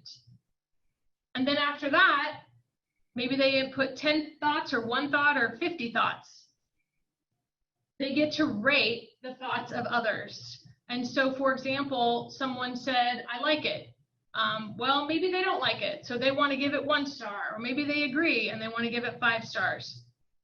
And after we have all of this information put together, it will tell us in a very robust way what the thought of the group is about this boundary proposal. Right. And then at the end, there's like data analytics. So you can imagine as people put all of this information in, that it can go back to administration and use the board, and you'll understand how does this all relate to, in this case, we're focused here for the next school year. What do we do to alleviate the overcrowding at New Chelsea? I won't read all these bullet points. I think really some of the things that we just wanted to bring about is obviously we're having to do things differently. It's kind of like this technology tonight. As we started to come into this, it was a little bit clunky, wasn't working so well on our end. And so COVID-19 has kind of pushed us in a different direction. And we think this platform for how we can get the community engaged, specifically since we have different languages that they can choose, visuals that we've put together so that they can fully understand what the change is. Those are things that we should really get some good feedback on what that impact may mean, not only for New Chelsea, but how that matriculates up with having this complete feeder at Gloria Willis, Carl Bruce, course, Wyandotte High and Slagle High. So I would love at this point in the juncture, if there's other comments that Lenora or Dennis need to make, to definitely chime in. And if there's more board comments, we sure would appreciate your inputs. I'd like to chime in and let the board and Dr. Faust know that we are working internally with like David Rand's group to get some specialized direct emails out with a letter that includes all this information translated, and then some snail mail conversation or letters, communication. And then we wanted to bring this information to you before we involved either principal or community members at this point. So if you're getting community comments or expressions of concern or support, we would like for you to direct those folks to the actual link to the survey so that we can funnel all that information in one place instead of having maybe community comments, on a board meeting, because our time is very limited. Obviously, we were hoping to present to you last week. We got moved because of the graduation, and that's okay because we can still work with it. The other point I want to make is we're going to link it to our school webpage for a survey link, map links, and also you can access it if you're on an outside from the KCK website. You can access it through just a form of notification electronically. I think those are all I wanted to add. Do you have any questions? Lenore, this is Janie Humphreys. Do we know specifically the families that we're targeting that we know are probably going to be moved to West Park? Yes. Yes, very good question. And we have identified each family and the language spoken in their home. And it's not going to go, this information is not really going to go to the entire Chelsea attendance folks because it doesn't impact. However, they are welcome to become involved because I know there is a lot of concerns about the overcapacity and the overcrowding of the classrooms. So they would most likely support that. Are we going to have teachers or principals personally reach out by phone to make contact with those families like we did when we changed the Northwest boundaries that one year that made things go so much smoother? Yeah, the intent is to do a call bank to each direct family like we did in the past. That becomes very challenging when you have long distance numbers or change numbers or language barriers. But this is why I like the robust of this survey to offer 100+ languages is absolutely incredible to me and our team because it takes 2 weeks sometimes just to translate our own internal documentation. Yeah, that's a lot more families being impacted than it was that last time. But we all know that sometimes that personal contact saying, hey, please go to this site can sometimes get the families motivated to go there. And will you be sending an email with that link out to the board members so that we can direct people to that if they call us? Absolutely, yes, it's a very good. We wanted to wait till we notified you all by board meeting before we spread any knowledge. So, okay, that would be good. That way we don't have to look for it. It's just like, okay, we'll send you this link, and that's how you need to respond to the questions and concerns so that everyone can have the same answers in the same place. Yeah, and the last change that we were involved in, we had several thousand families we had to contact. This is a change that probably maybe 120 at most families would be contacted. That'll be good. Madam Chair, I think while we're out getting the input from the community and staff, one of the things that's important that the board gonna have to consider is the grandfathering piece, because like this year is just the new Chelsea boundary. But we have tasked RSP to do our whole district next year. And so I think we need a policy on what our grandfathering rules are gonna be, so we don't have to change them again the next year. Okay. That's a Thank very good point to make, Dennis. Thank you. Yeah. Thank you. This is Dr. Stacey Yeager. I do have a couple of questions. I do love the thought exchange. I've used it a couple of times, and I like that it's anonymous, and that way, you know, you can get that honest feedback and rankings. That's the one area that we found valuable a couple of times when we've used it, is that the rankings of, once people understand how it works, as far as, hey, if I like it, press a star. If I don't like it, press, you know, another button. Is there additional supporting videos or things of that nature going out, or is it just going to be written instructions like we've got tonight, or what is the delivery platform? I guess I'm asking. Again, the delivery platform will be through our communications team, most likely not through Bright Arrow because it's not a big enough target group. So we're going to do personalized emails and reach outs. Yeah. Okay, great. So that will hopefully help curve people who do, because I think the concern may also be people who it does not affect get in there and start, you know, maybe throwing in their ideas that necessarily won't impact them. So hopefully with the personalization, it will keep those things from happening. Is that right? Yeah, and it's important to know that even, we're going to call this a Chelsea West division and a Chelsea East division that we have the middle school divider through. It's important for that Chelsea families in that community know that we are moving towards improving the capacity of that building. Mm-hmm. And so they are absolutely welcome to send feedback to us. Okay.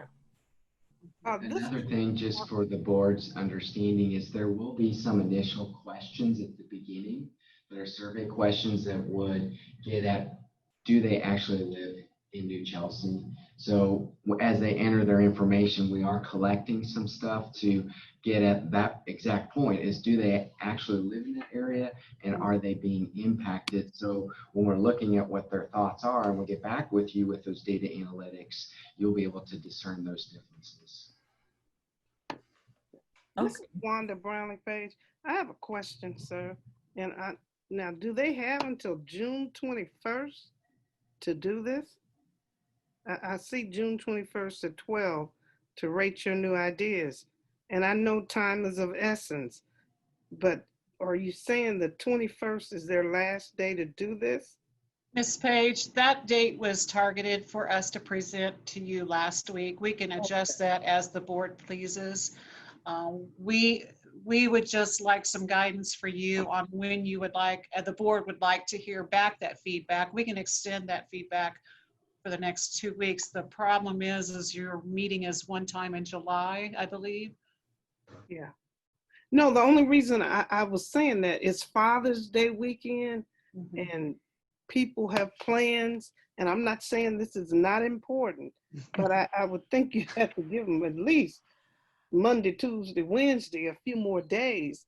And then for that group that doesn't have the technology, are you going to their house? Are they getting mailed something? Is somebody going to try to reach out to them? Because they are getting mail. Yeah, we'll send mail to them. I don't think we're going to go to their house for a personalized visit, but I mean, if I need to, I will. I mean, how far are you willing to go if you want to get it? Yeah. If I'm not sending it, I didn't get it. Absolutely. We want all the feedback we can get. We can certainly extend that. It just extends our timeline on when to actually make the move. But I just thought the Father's Day weekend. Yeah, we realize that we do need to extend the time. Yeah, that intent was for last week's board meeting. Yeah. This is Randy. Just a couple of follow-up questions along the lines of what Ms. Page is asking in terms of the timeline of this, like when, but more importantly also, I know we've got a couple of other surveys out there currently with the reentry plan, and I was on a call earlier today around communications and trying to get surveys back. Do we think that there's I mean, is that going to create any confusion if we have multiple surveys out there on, even if they are on different things and targeting different folks? Does that concern us that there might be some confusion on multiple surveys out there? And then two, you know, per the call I was on this morning around communications, you know, folks are more responsive to like direct texts and phone calls. How do we ensure that folks are going to come out to this platform to make sure that they fill out the survey? We could certainly do personalized text, personalized phone calls, visits if we have to, snail mail, email. I think you bring up a good point about the surveys being, you know, maybe the value starts to lessen after just so many. That's why we want to target these folks personally and not as a whole district. Okay, thank you. Mm-hmm. Anyone else? So what day are you looking to push it back to? I wasn't sure. You're going to push it back a week or two? We'd like to begin at midnight tonight to open the survey and then follow through with all our other communications thread beginning in the morning, if you all approve the first read. And I think with the decision will be made at your next board meeting. So we can definitely extend it for 2 weeks. So we can close it 2 weeks from tomorrow. That'll be fine. That will be our July meeting. Yes. Our next board meeting is right. Yeah, July meeting, not next week.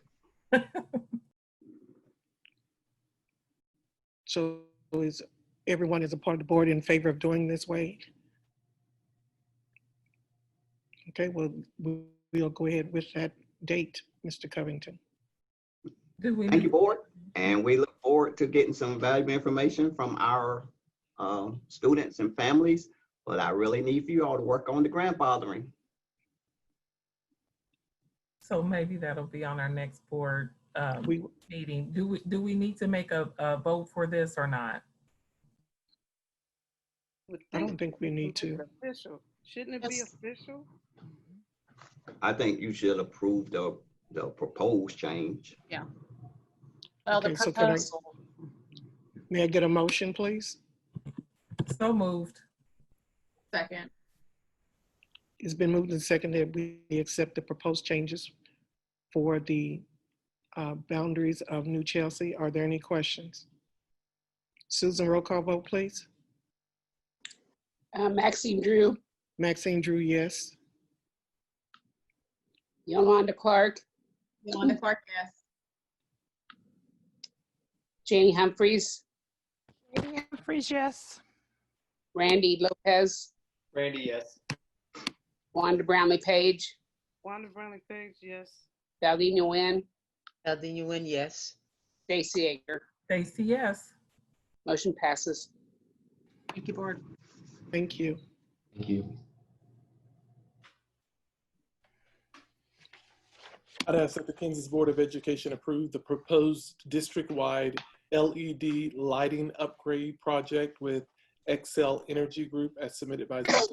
Covington, Chief Finance Officer, and as recommended by myself, Superintendent of Schools. Again, board, we have some visitors with us today. We have Scotty Karoon and Carlton Churchill. They are the principal consultants with the Excel Energy Group, and they're going to walk us through a proposed savings for our energy efficient LED lighting upgrade. And I would turn it over to Scotty. I think he's doing the presentation. I will. Thank you, Dennis. I'm going to put the screen up here. And where we go here? Right here, Alex? Yeah.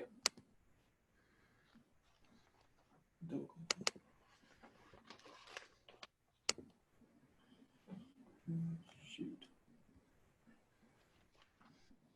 Share the screen. Yeah.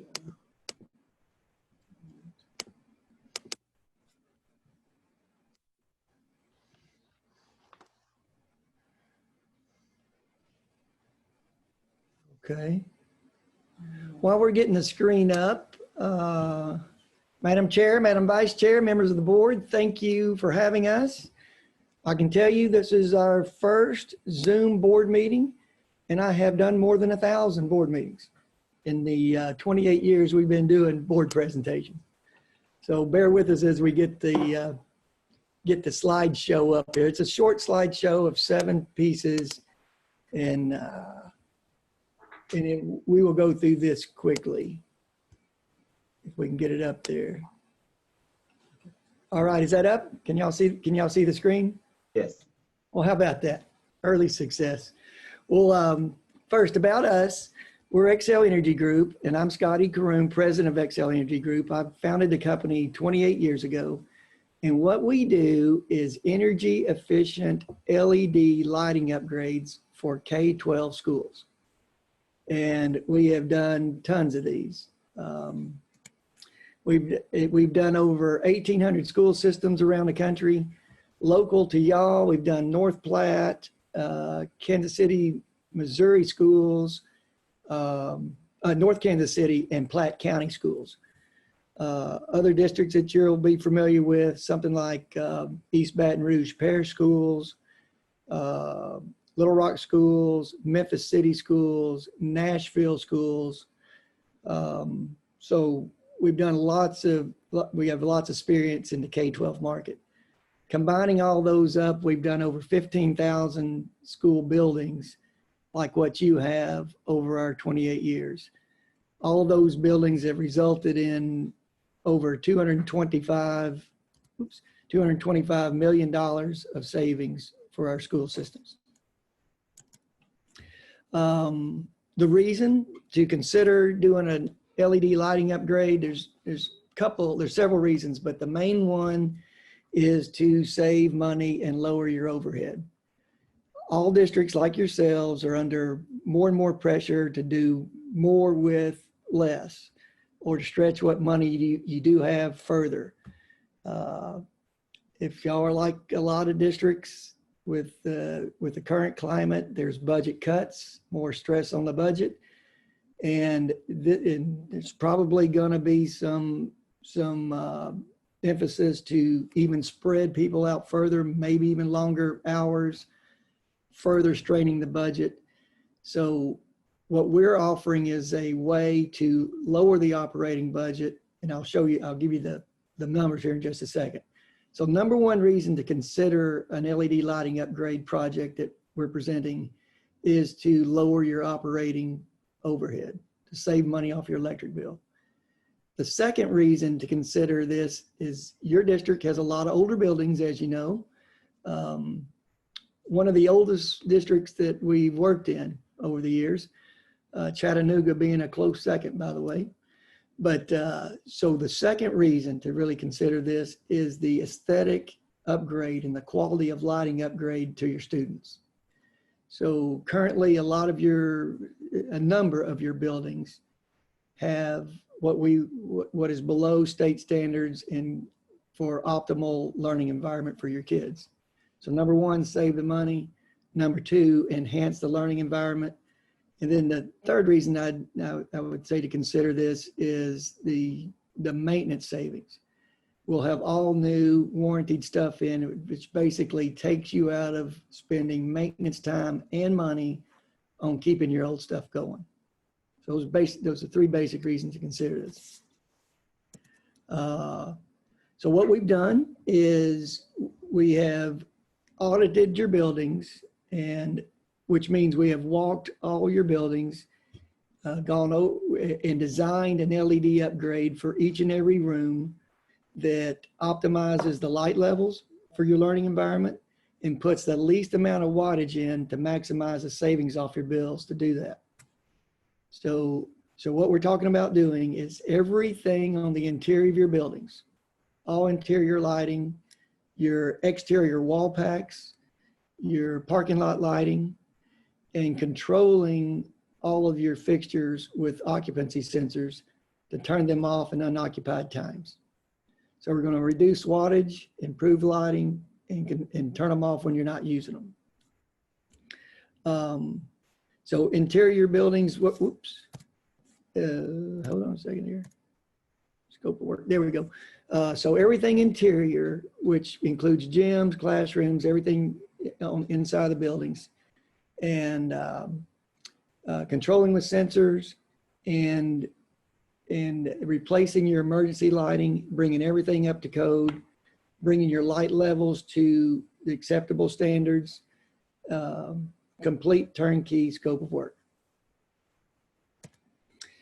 Just to give you a feel for, to reiterate that, here's a chart of the scope of work. About half of your buildings are what we call retrofits. So your existing fixtures are good and will be good for many years to come. So about half of your stuff is just retrofitting. Another half of your stuff, or another quarter of your, 28% of your stuff, which is a very high percentage, needs completely new fixtures. If you'll remember, I'm sure you're familiar with your buildings, you have several like at Wyandotte, Bethel, Emerson, Ware, JFK, Lindbergh, and Slagle. You've got a lot of what we call egg crate or obsolete fixtures. They put out not optimal light. They're very inefficient. So we'll replace everything that's not new, that looks like new, we'll replace with new fixtures. And that's a large percentage, 28% of all your stuff is that way. And by the way, you've got about 43,000 fixtures in the district. Most people don't realize how much how much they spend on lighting. With 43,000 fixtures, that makes up about 50% of your electric bill. And with our project, we've designed to take about half of your lighting expense out. So just giving you a general feel. The remaining 20% of this project is your occupancy sensors, turning things off when you're not there. So all of this adds up to kind of the meat of this coconut. So to do this project as we've designed it would cost $4,427,000. Each year that would generate $765,000 of savings off of your electric bill, and another $83,000 of savings by not spending material to keep your old stuff going. So each year after the project, you save right at $850,000. So that initial cost of the project would be paid back in a little over 5 years. The rated life of these products is 20 plus years, 20 to 25 years in a school system like yours. Over the life of the project, we would expect to generate 21.2 million of cumulative energy savings over that time. The way these projects are purchased is through what's called the interlocal purchasing system, which is a national co-op for buying these type projects. Y'all are an approved member of that, as we are. Both of us in good standing. These projects have been vetted by the TIPS purchasing co-op, and that's how these are procured for school districts. This next chart is kind of a cost savings analysis showing that the initial 4.4 million of costs is recouped in that first 5 years. And then your net savings over the life of the project is $16.8 million. Once again, lowering the overhead of the district, improving the lighting, and generating tremendous savings for the district. The schedule that we've prepared for the project is tonight we'll be seeking board approval. We'll work on contracts over the next couple of days. We would order material and take 3 weeks or so to get material in, and then begin construction. All work is done on nights and weekends, typically starting 4 or 5 in the afternoon, work to 4 or 5 in the morning, cleaning up and getting ready for school. So we got a little bit of summer left so we could make some progress during the summer where that wouldn't be an issue. But most of our work is done during the school year, and there's absolutely no disruption of any school function for our projects. even during basketball season, the gym work would be done off hours on weekends, generally at unoccupied times. So the construction would take what we believe to be about 3.5 months. We've scheduled 112 working days to do that, which would leave us completing the construction sometime before Christmas. We allow a couple weeks for approval of all the work, punch list items, etc., and then the project would be complete. After that, we provide a third-party engineer's verification of the savings that we're representing to you. And after you receive those, then we have final closeout of the project. Again, we're projected mid-December for a final completion. So that's a quick presentation. Dennis wanted me to give you that in a quick overview. We'd be very happy to open the floor to any questions. This is, again, this is something that out of all energy projects that you can consider, the #1 energy saving project is an LED lighting upgrade. So out of everything that a district can do, you think of air conditioning improvements, windows, roofs, controls, 70% of all the savings that can be generated by a energy project comes from the LED lighting piece. So this is your #1 saving item.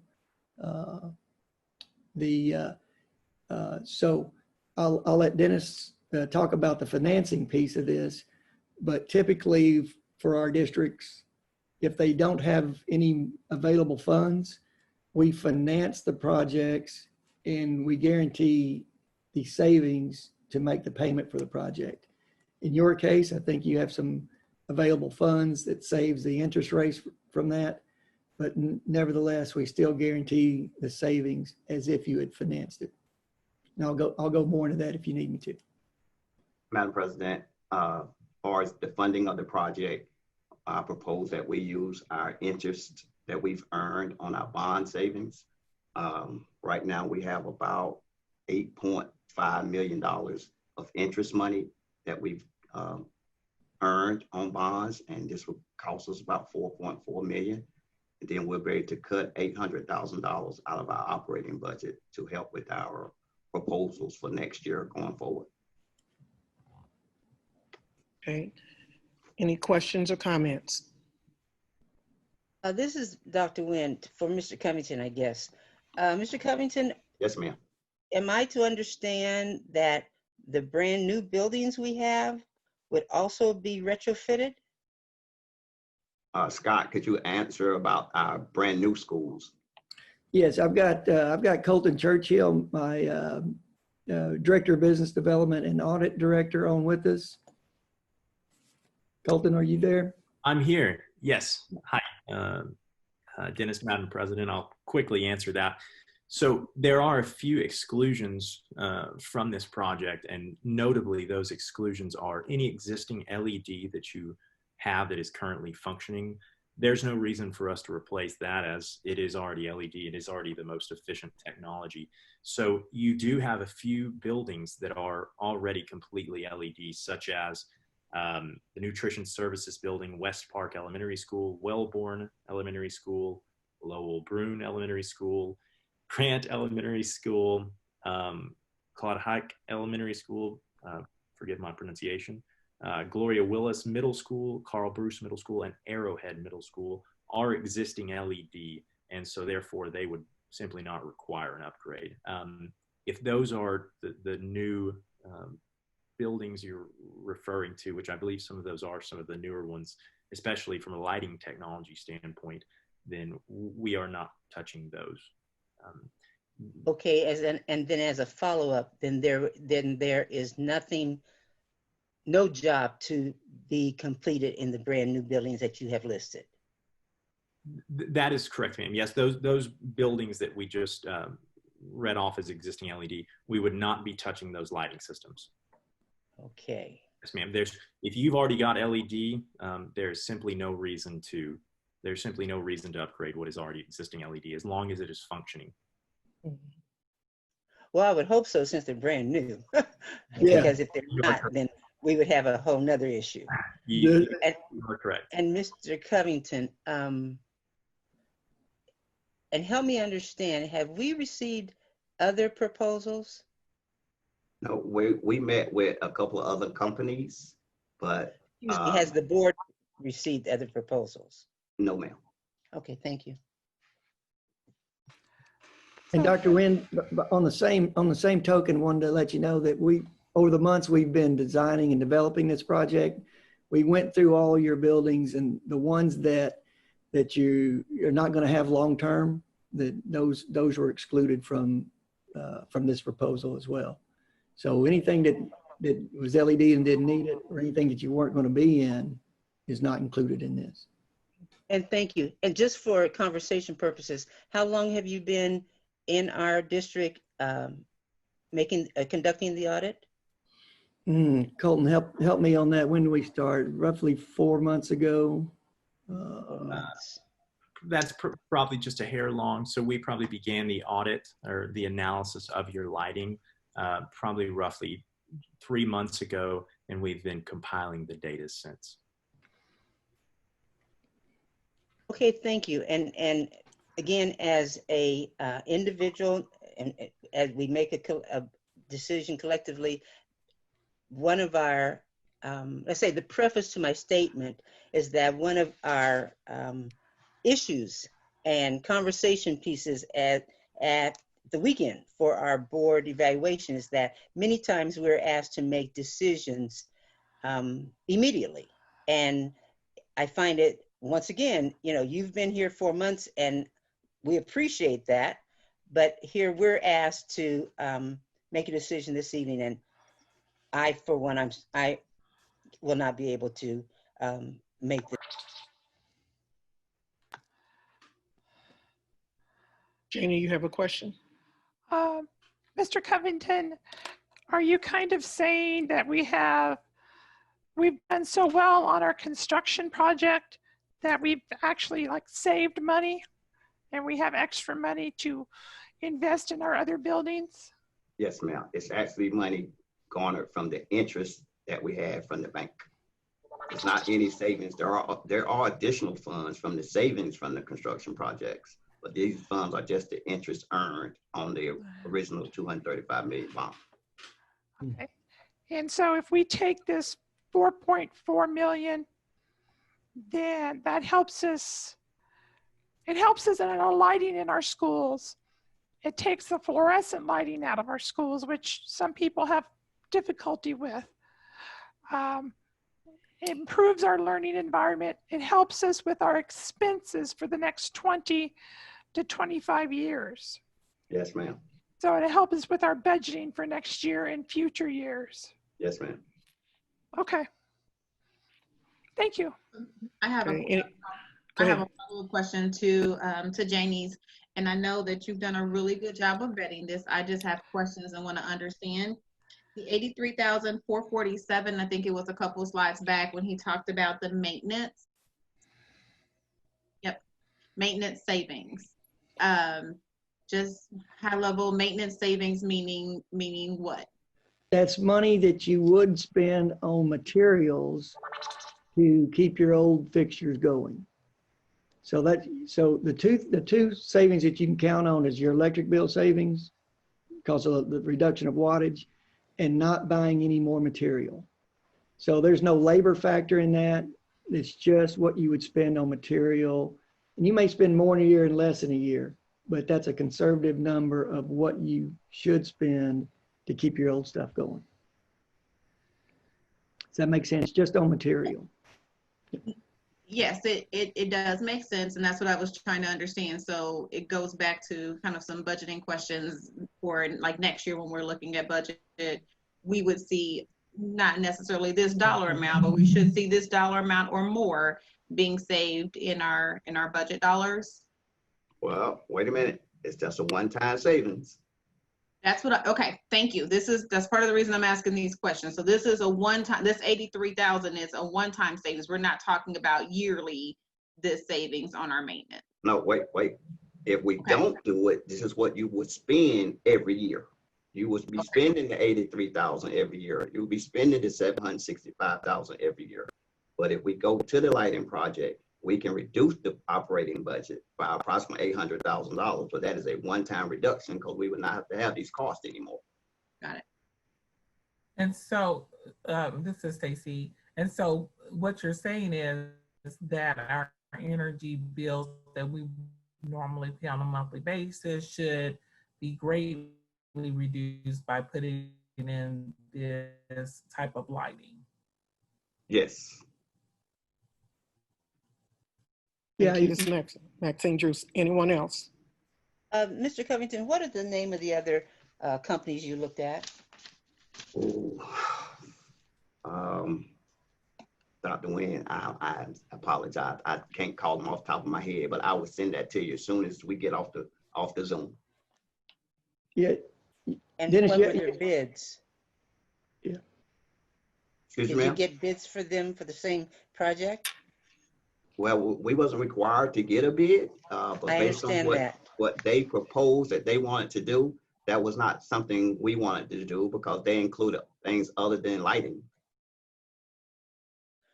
Yeah. So you did not have a set body of items in your RFP, for lack of better? You just, how did you? We asked them for an energy savings program. Can I address a little bit of that for just a second? I'd be happy to. Yeah. What the companies that kind of do what we do, they do comprehensive energy projects like a Honeywell or a Johnson Controls, and so they're looking at your building envelope, your HVAC, all these other things, and they would, in that case, they would subcontract the lighting to a specialist like myself. So the way these are procured is there's so much engineering and design done in a room by room basis that's why the TIPS Purchasing Cooperative has designed a program that's used around the country that includes all of the engineering, all of the design, all of the financing, the installation, the procurement of materials, the guarantee performance, the warranty work, the disposal, so on and so forth, all in one package. So you take, your proposal is 140 pages of line by line engineer design. And each one of those lines, there may be 40, 50 different ways of doing an energy efficient project. Only one of which do we believe is the optimal design of minimum wattage and proper light output.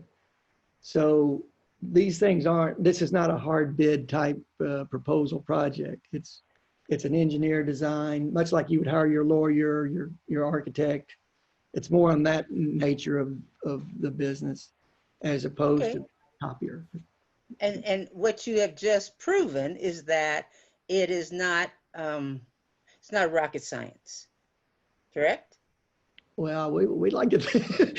Exactly. But you're not the only company in the United States, correct? Well, yeah, there's many companies, none of which does the turnkey complete package that we provide. But now you can get somebody to install, you can get a supply house to sell you material. You could hire an engineer at 8 to 10% of a design fee of that $4 million. So an engineer might design this for, $400,000 for you. But all of that's and sir, this is I understand. I appreciate you commenting, but this is a conversation again for Mr. Covington and the board. And I, as one, I wouldn't hire you for my own house if I just had one person, and that's just and you would probably ask your own family, and when you purchase your goods, you just don't go to one vendor. So thank you very much. And thank you, Mr. Covington. I would look forward to the other companies that you had discussions with. Thank you. Yes, ma'am. Mr. Covington, and correct me if I'm mistaken, please, but did you at one point inform the board that you were looking at companies in order for you to be able to make a decision about presenting this information to us? Yes, ma'am. When the initial budget presentation, there was a line for savings for energy. Right. Okay. I just wanted to make sure so you did let us know. And we did not make any decision or even ask for anything else beyond that, correct? You're correct. Okay, Well, thank Mrs. you. Drew, thank you, but that doesn't preempt the request to see if there were other bids. So, you know, mentioning something in a total budget process, when it comes down to then actually accepting the bid, $4 million is no small amount. Being fiscally responsible is our task. Now, I just made the statement as to explanation, wanting to know that there were others consideration and the amounts and who they were. So that does not preempt the fact that if I didn't ask Mr. Covington a month ago or 2 weeks ago, it doesn't warrant the validity of the question tonight. No, I'm not disagreeing with you. But I'm that's just the way wanting it to make sure. sounded. No, well, I apologize for that if it came across that way. That was not my intention. My intention was to make sure that we do have clarity in understanding what steps were taken. That's all.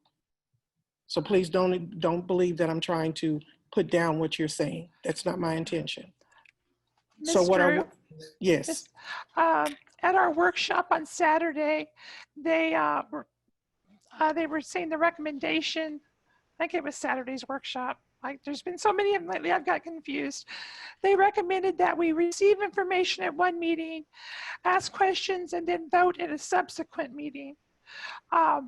Since we're having a meeting next Tuesday, and people have questions and are asking about this, would it prolong too long if we waited and voted to accept this contract next Tuesday? Would that put the timeline too far behind, Mr. Covington, Mr. Karoom? Would that put a really bad delay?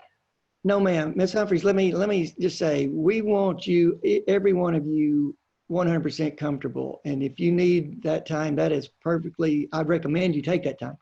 But I will say this, this is not a controversial thing. It's very much a win-win for you guys and very much needed.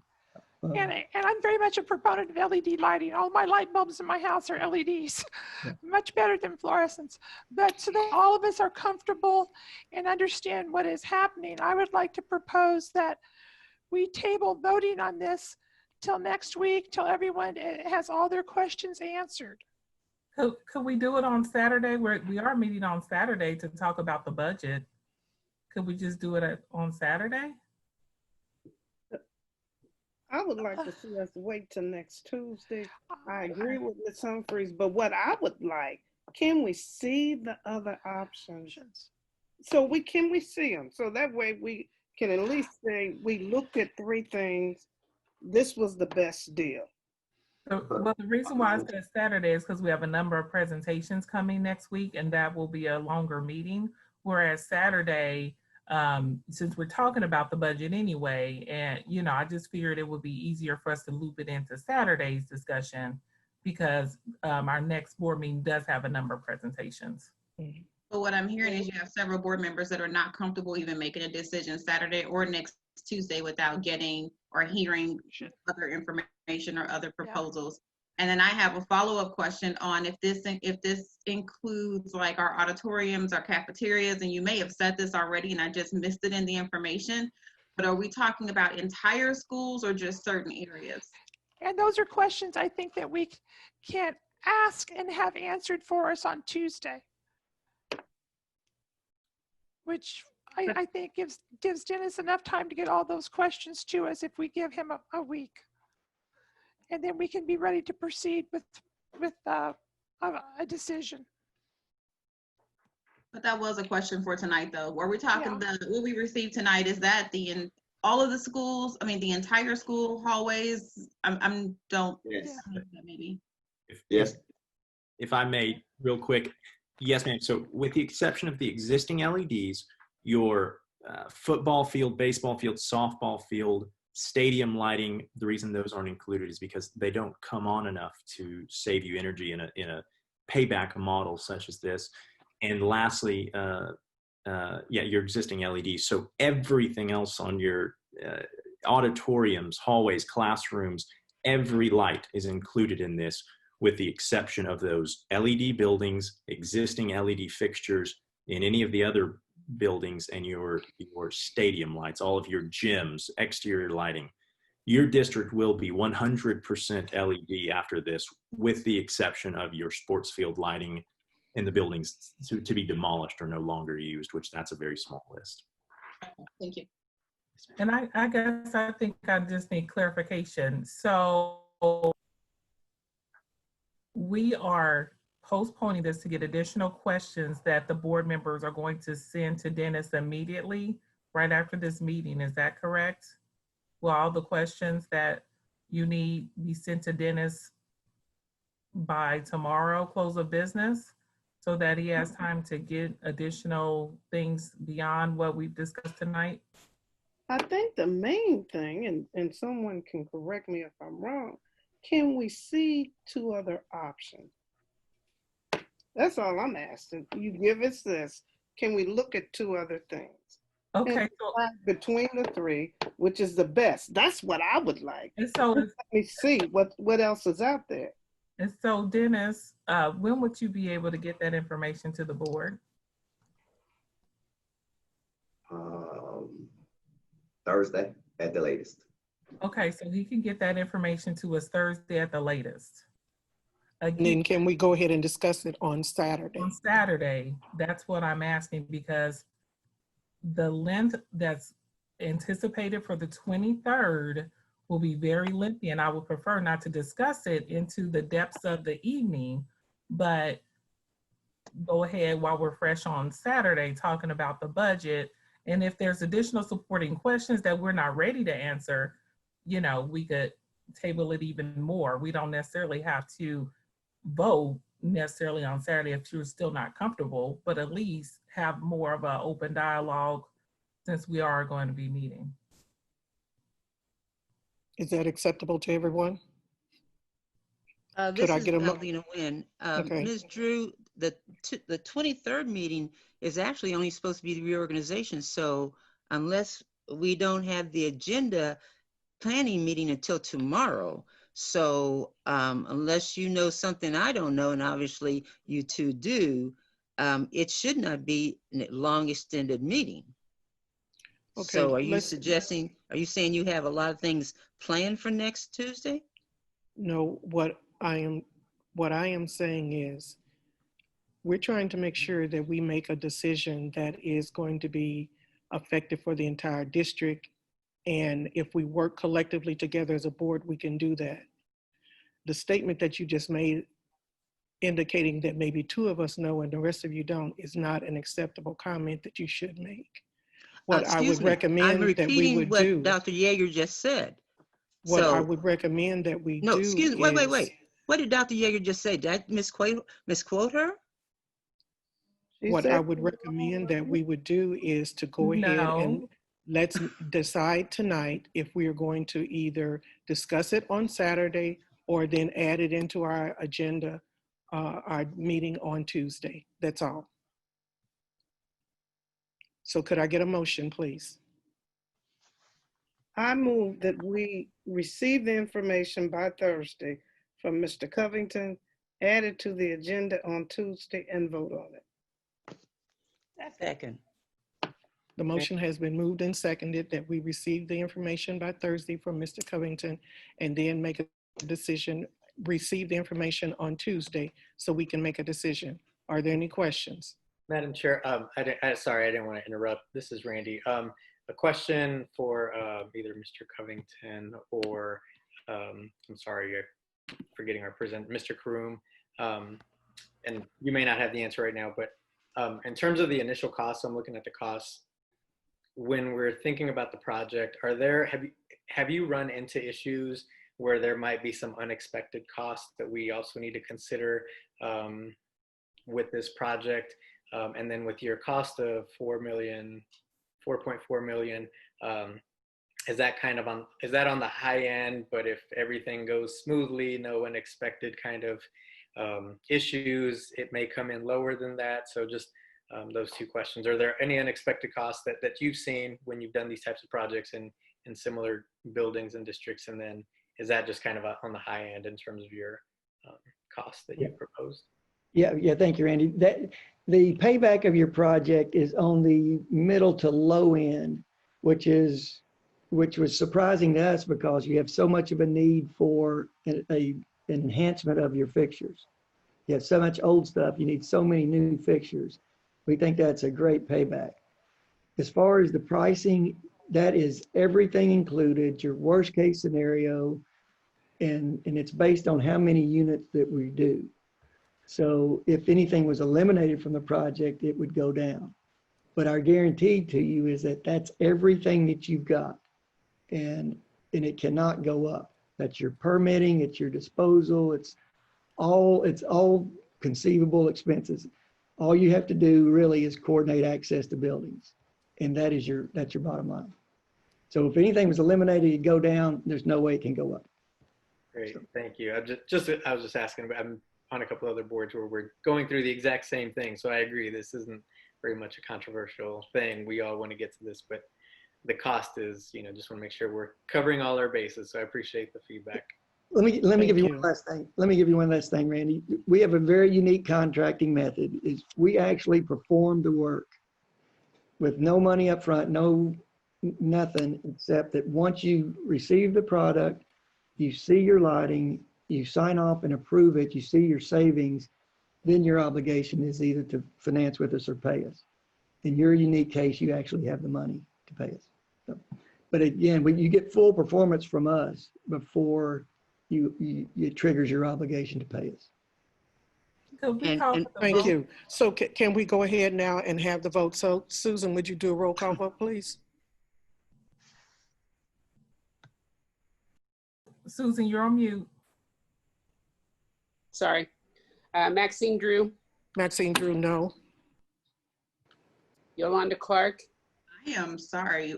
We're voting on tabling this till Saturday. Is that what we're voting on? No, to Tuesday. To Tuesday. I just want to make sure. Yes, I'm fine. Yes. Janie Humphreys. Janie Humphreys, yes. Randy Lopez. Randy, yeah, that's fine. Wanda Brownlee Page. Wanda Brownlee Page, yes. Valdine Nguyen. Valdine Nguyen, yes. Stacey Yeager. Stacey, yes. Motion passes.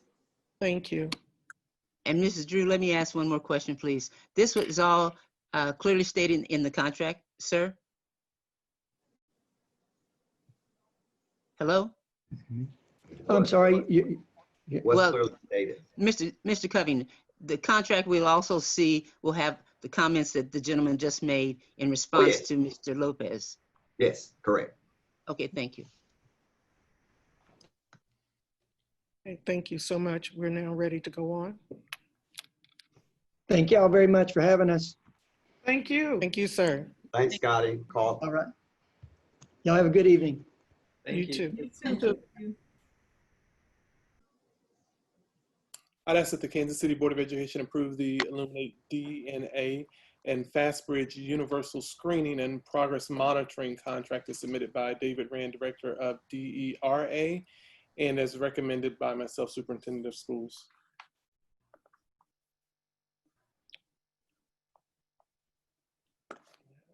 That's fine.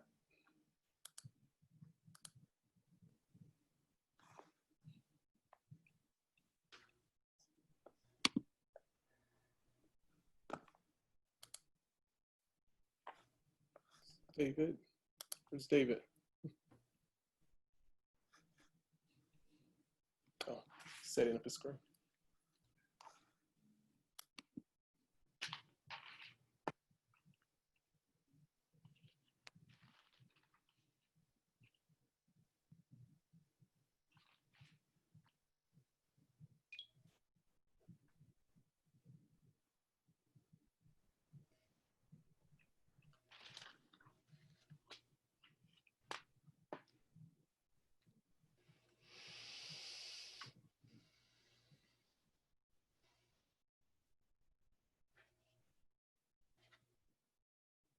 All right, let's try unplugging that. Hello, can anybody hear me?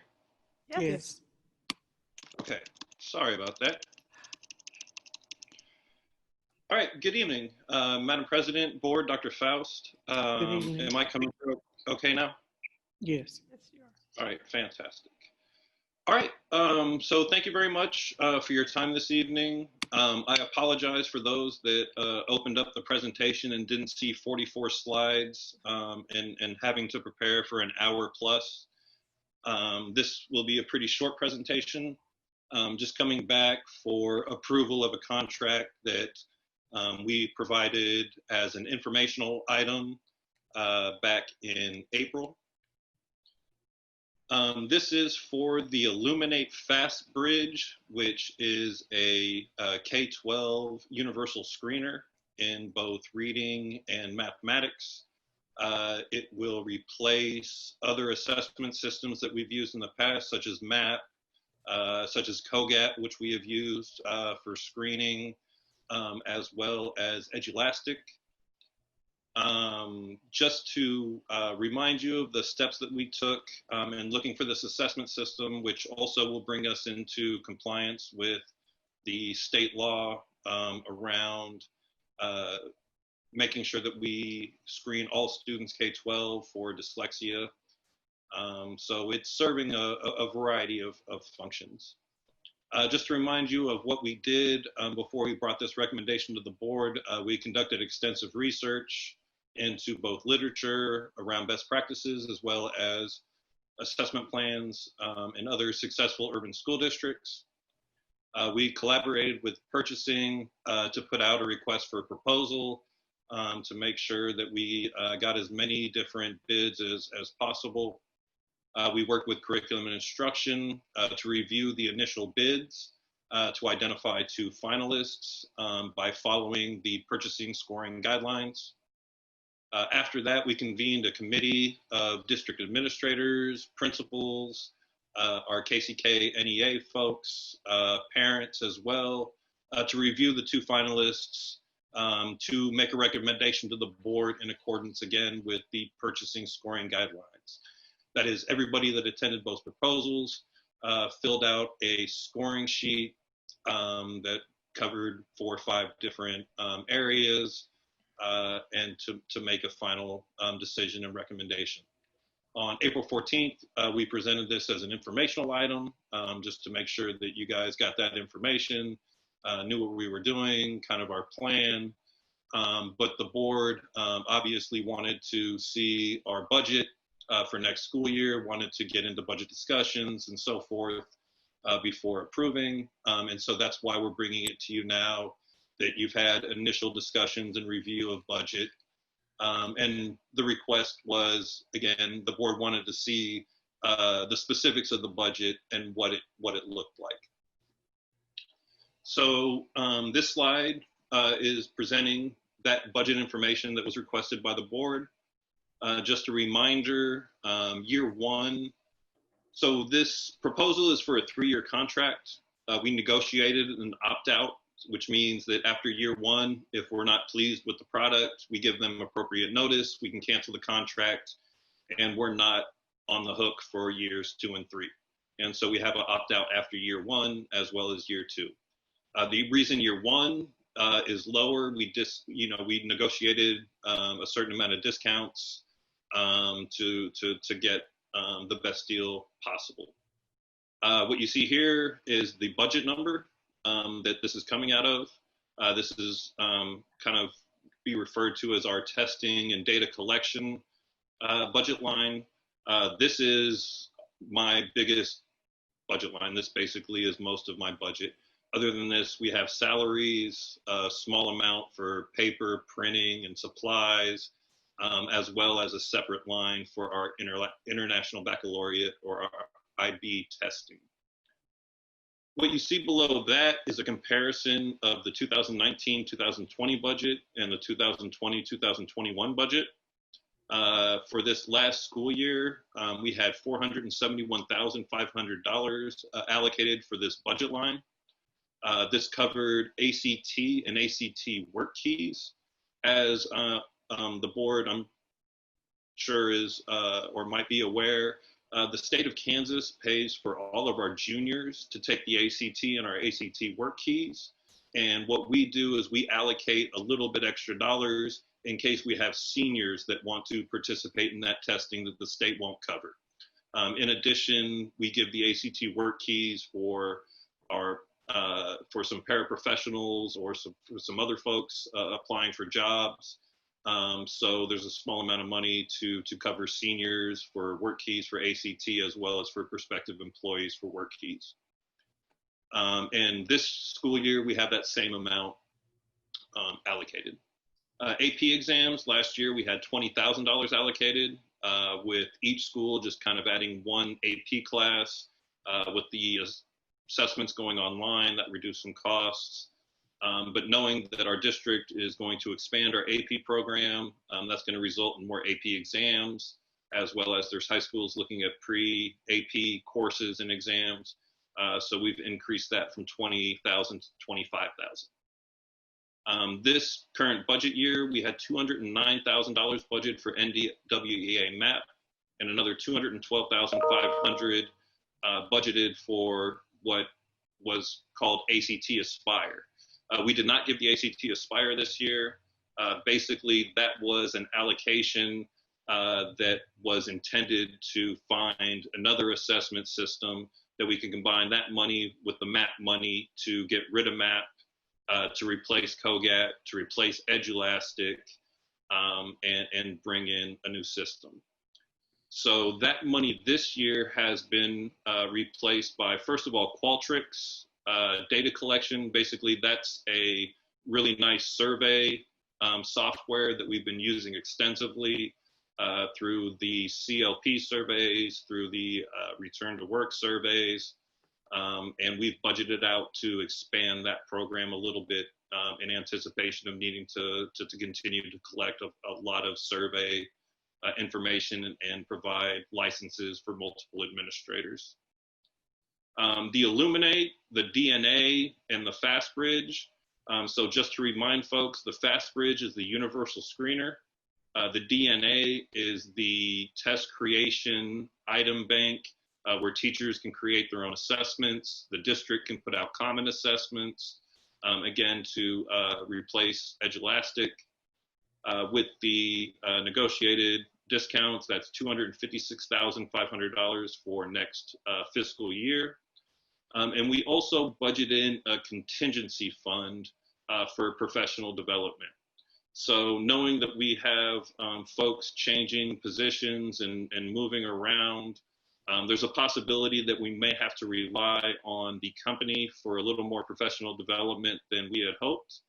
And so what we built in is basically enough days to train all the schools if we have to. In addition, there's also part of that contingency fund is for AP. I know high schools are still looking at pre-AP. They're still making decisions around how many courses and so forth.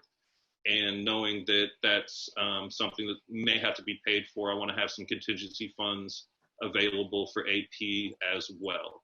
And so that is, again, a contingency fund. And the other idea behind having that contingency fund is I know we are going to have required budget reductions next school year, knowing that the cost for this particular program is going to go up by $55,000. And we're reducing this year by $55,000 actually overall. I also wanted to make sure that I wasn't coming back and asking for more money to pay for something that we've already kind of had board approved. So that's kind of a summary of what that contingency fund is for. Overall, this particular line is reduced by, as you can see, $66,500 with the increases in salary and benefits. That's the only other increase other than the AP exam. So overall, my budget for next school year or the fiscal year has a net reduction of almost $56,000 with this particular proposal. So those are my only two slides. At this point, I'm happy to take any questions that the board may have. Maxine, you're on mute. Are there any questions? Mr. Rand, this is Dr. Nguyen again. Help me, and I think you've answered this so thank you again for coming back to us. Year one is what year? That will be next school year. So okay. Out of the current fiscal year, we're going to pay the $5,000 setup fee. Originally, we were going to pay $17,500 with $12,500 allocated to professional development with the idea of piloting it this summer. Since we're obviously not doing that, we asked them to revise the quote to take out that $12,500 so that the only cost for this current year is the $5,000, which we've already encumbered and are able to pay out of this year's budget. Okay, and is this a 3-year signed contract? Yes, so we signed the contract. It is for 3 years, but we have the opt-out clause after each year 1 and 2. And I believe we have to give them 60 days notice. So we'd have to let them know by May 1st, 2021 that we don't want to renew for year 2. Okay, because usually you don't commit yourself to in budgetary items to more than 1 year. Secondly, or third, whichever it is, you say now that the ACT and the ACT work keys that's paid for by the state, you say we give it to our juniors only? So the state will only pay for juniors, but every year there are specific testing dates that go along with this program. And we have, a number of seniors that also want to participate, but the state will only pay for juniors. And so that's and they will only pay for juniors, or they only pay for one time? They will only pay for juniors as far as I am aware. I am pretty certain this is the second year we've done it. And so if there were, I am certain there are 11th grade students that probably took it last year and this year. We have not received any invoices for those students that tested twice. The legislation specifically references 11th grade students. So, but if a senior did not take it, they would then have to pay, and that's where this $35,000 would help pay. That is correct. Or seniors that maybe have taken it as a junior, but want to have one last opportunity to get a score on the board to improve their score. Well, yeah, but and that's what needs to be clear, that there's a one-time free, but if they want to take a second time to make a higher score or whatever, then we are building in this $35,000 cushion. That is correct. But another thing to keep in mind is that in addition to the 11th grade that the state will pay, any student that qualifies for free reduced lunch likely qualifies for waivers for the ACT.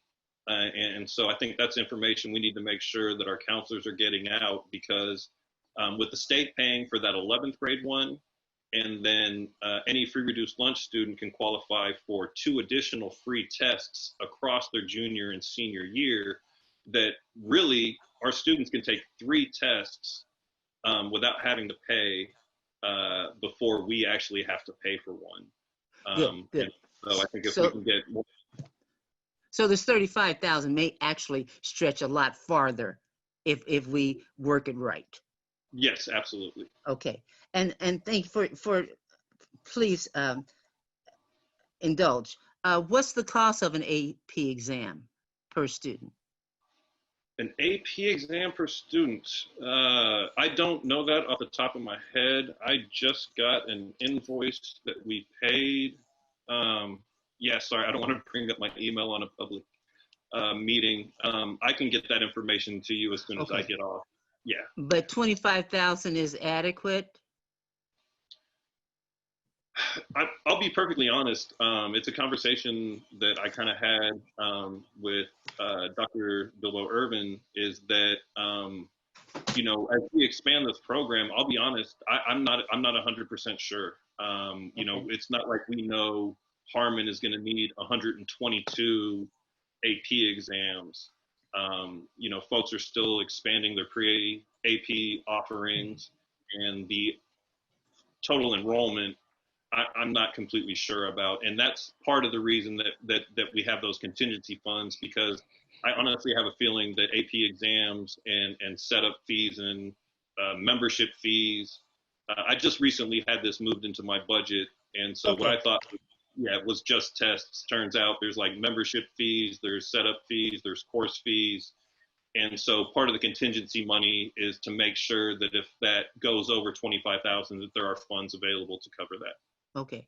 And that whole idea surely will have more consideration, because if the student doesn't get a certain score, they don't get the credit anyway.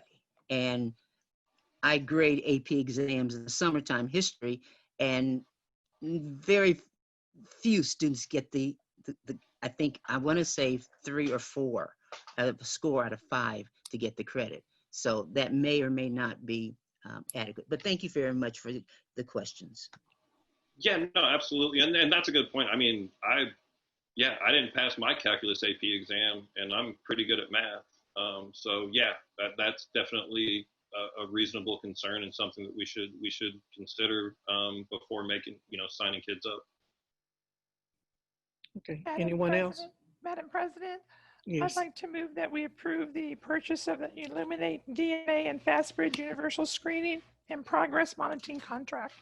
Second. It's been moved and seconded. Are there any questions? Susan, would you do the roll call vote, please? Of course. And I'm sorry, who was the second? I couldn't hear. Randy. Thank you. Maxine Drew. Maxine Drew, yes. Yolanda Clark.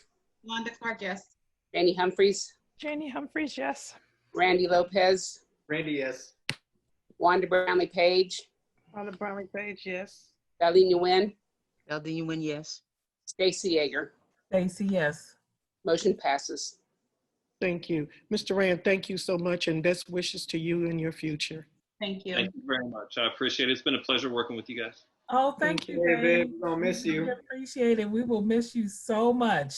I'm gonna miss KCK a lot. It's yeah. Well, thank you, man. man. Thank you. Appreciate you. It was great. All right. Thank you. I'd ask that the Kansas City Board of Education approve the negotiated agreement with the Teachers Bargaining Unit, NEA KCK, for the 2020-2021 school year, submitted by Dennis Covington, Chief Financial Officer, Kelly Tushman, Chief of Human Resources, and is recommended by myself, Superintendent of Schools.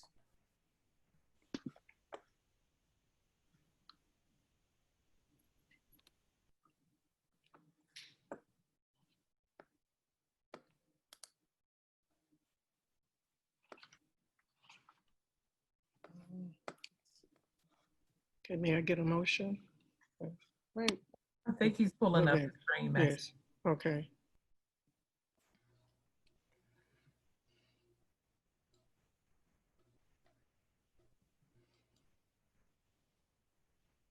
Who was doing the presentation?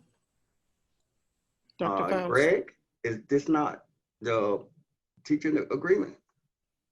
Yeah, It is. I don't know if there was a presentation per se. That the teachers, as the board is aware, we've been having ongoing negotiations with the teachers union. We do this every year. It started in January this year when we exchanged letters of notification to the teachers to notice up items for negotiation for the contract for the coming school year. The teachers put the proposal, the tentative agreement out for ratification.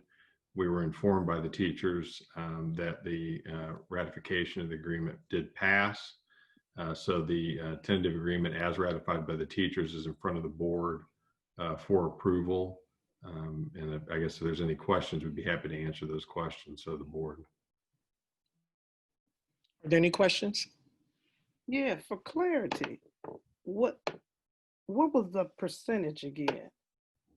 If you don't mind. The percentage of What we offered them. I just, the what I percentage, heard and what I percentage saw. increase, the percentage Right. increase in salary.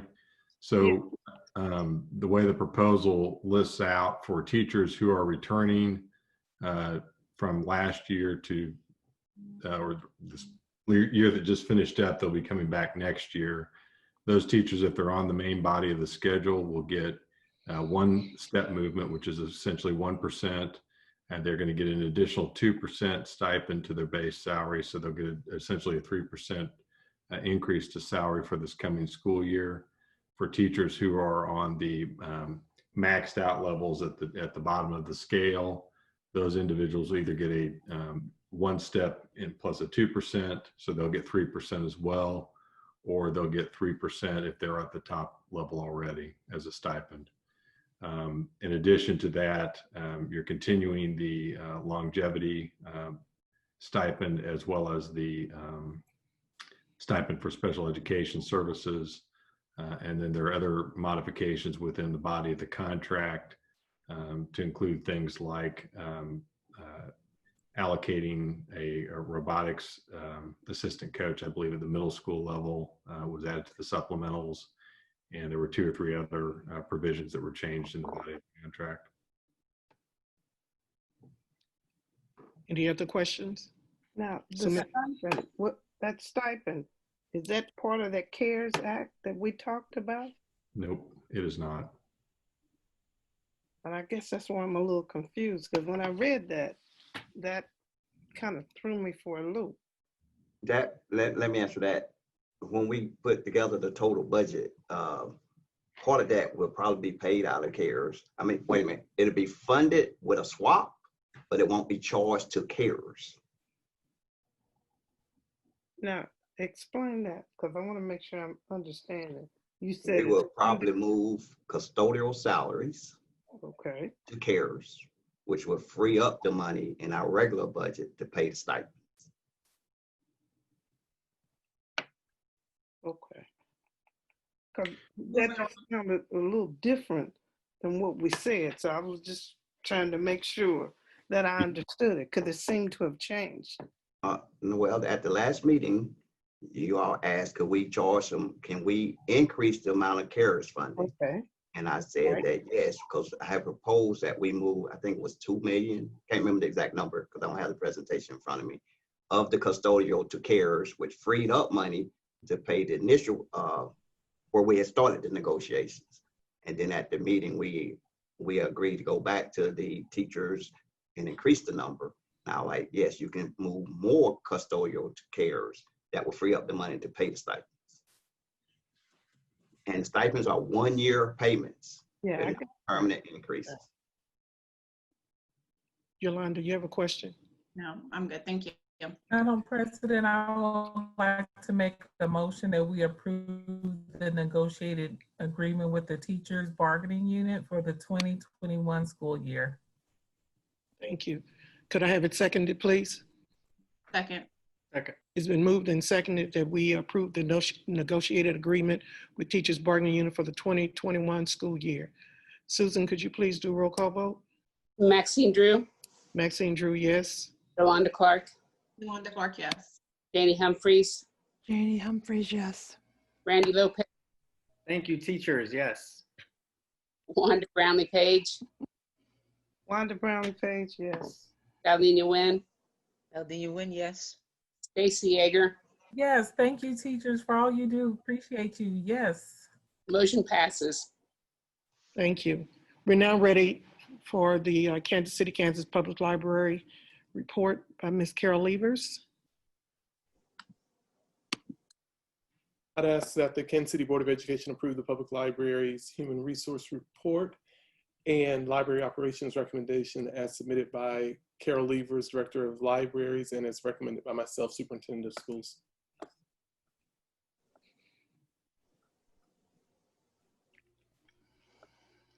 You're on mute, Ms. Levers.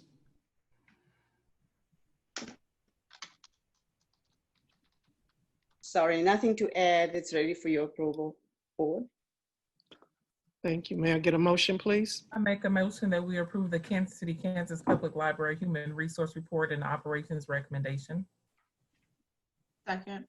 It's been moved and seconded that we approve the Kansas City, Kansas Public Library Human Resources Report and Operation Recommendations. Are there any questions? We're ready for roll call vote, please. Maxine Drew, Maxine Drew, yes. Yolanda Clark, Wanda Clark, yes. Janie Humphries, Janie Humphries, yes. Randy Lopez, Randy, yes. Wanda Brownlee Page, Wanda Brownlee Page, yes. Valdine Nguyen, Aldina Nguyen, yes. Stacy Yeager. Stacy, yes. Motion passes. Thank you. Next, the approve the payment of bills for the libraries. I ask that the Kansas City Board of Education approve the payment of bills for the public libraries as submitted by Dennis Covington, Chief Financial Officer, and as recommended by myself, Superintendent of Schools. So moved. Second. It's been moved and seconded that we approve the payment of bills for the public libraries. Are there any questions? Roll call vote, please. Maxine Drew, Maxine Drew, yes. Yolanda Clark, Wanda Clark, yes. Janie Humphries, Janie Humphries, yes. Randy Lopez, Randy, yes. Wanda Brownlee Page, Wanda Brownlee Page, yes. Valdine Nguyen, Aldina Nguyen, yes. Stacy Yeager. Stacy, yes. Motion passes. Thank you. And Madam President, I just want to tell Carol Levers and staff, thank you so much for doing lots of online activities. My kids love Animal Crossing, yay!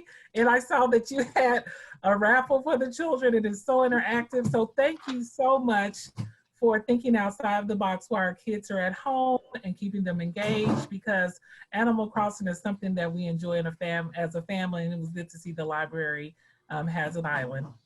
Thank you. Thank you. Okay, we're ready now for the consent agenda.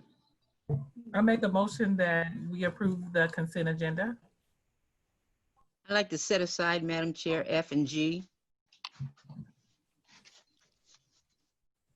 F and G, thank you. Correct. Okay.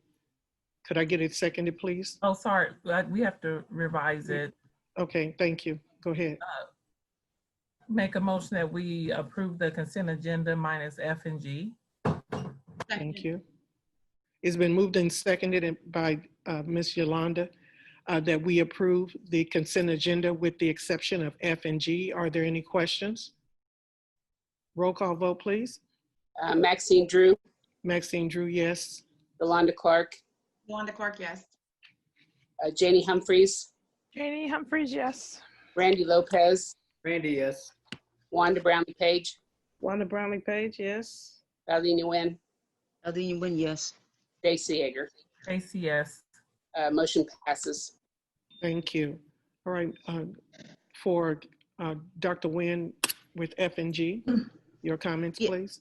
Yes, number F. I have some questions and then I have two motions, please. This is for Ms. Tushman.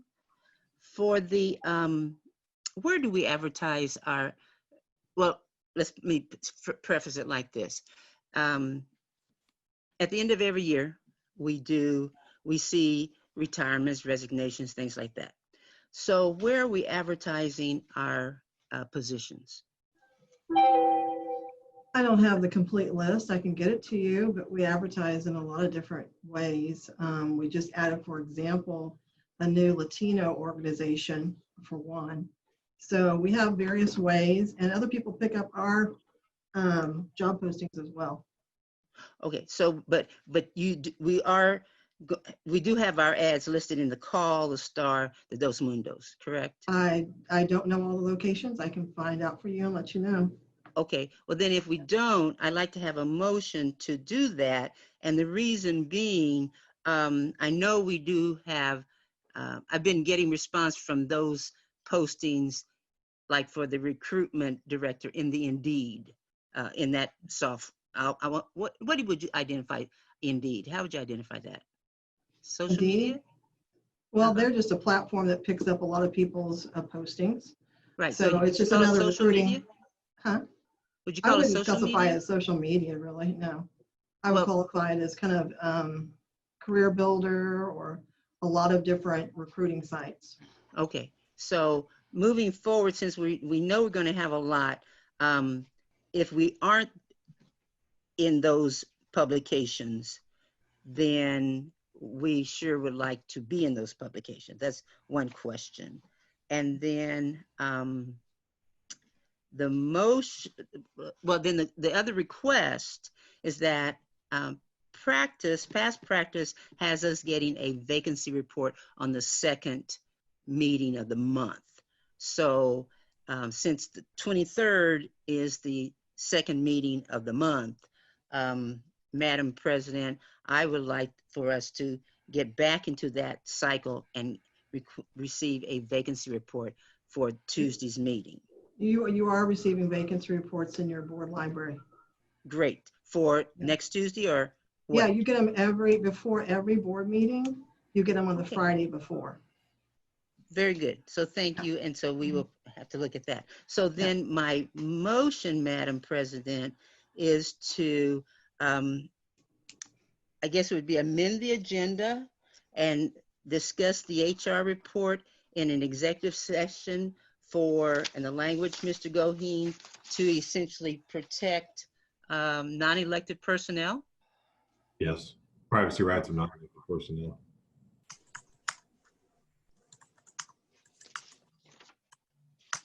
So could you tell me what that language is? I'm not sure if Susan got it. You're wanting to amend the agenda to add an item for an executive session to discuss The HR report. Yeah, but the specific reason would be for to protect the privacy interests of non-elected personnel. Yes. That's the motion. Second. Been moved and seconded that we amend the agenda for HR to go into the executive session to protect the privacy for non-elected personnel. Are there any questions? It'd be executive session item B like boy. For executive session B. Are there any questions? Could we have a roll call vote, please? Yes. Maxine Drew, Maxine Drew, no. Yolanda Clark, Yolanda Clark, yes. Janie Humphries, yes. Randy Lopez, Randy, yeah. Wanda Brownlee Page, Wanda Brownlee Page, yes. J.C. Yeager. Tracy, yes. Motion. And Valvina Wynn, yes. Oh, I'm so sorry. It's not Sorry. late enough, Susan, yet. It's not late enough. I know. Okay, but moving fast, then, Madam President, and I guess to Mr. Dr. Faust, item G is our revised district calendar. And I was just wondering about the date of August 11th for the convocation. Could you bring us up to date a little bit of the, is that, how is that date going to play out, if you know? We hadn't discussed it yet. I mean, only a lot of things that are up in the air, so I'm not able to give you a solid answer at this time. Of course, we're going to be looking at that and speaking with the health department and all the other individuals, but can't give you an answer right now because I don't have the background knowledge, but we should be able to have one by the July meeting. Thank you. Dr. Faust, I think there was also a question from the community concerning everyone starting on one day. So I know in the past, there had been a staggered date of 6th grade and 9th grade and preschool. I think Randy may have read the letter that was addressed to us. Could you help that Stacey, with that you're fading in information and of out. why students are all starting on that one day? Oh, I'm sorry. There was a question relating to the everyone start. Lost you.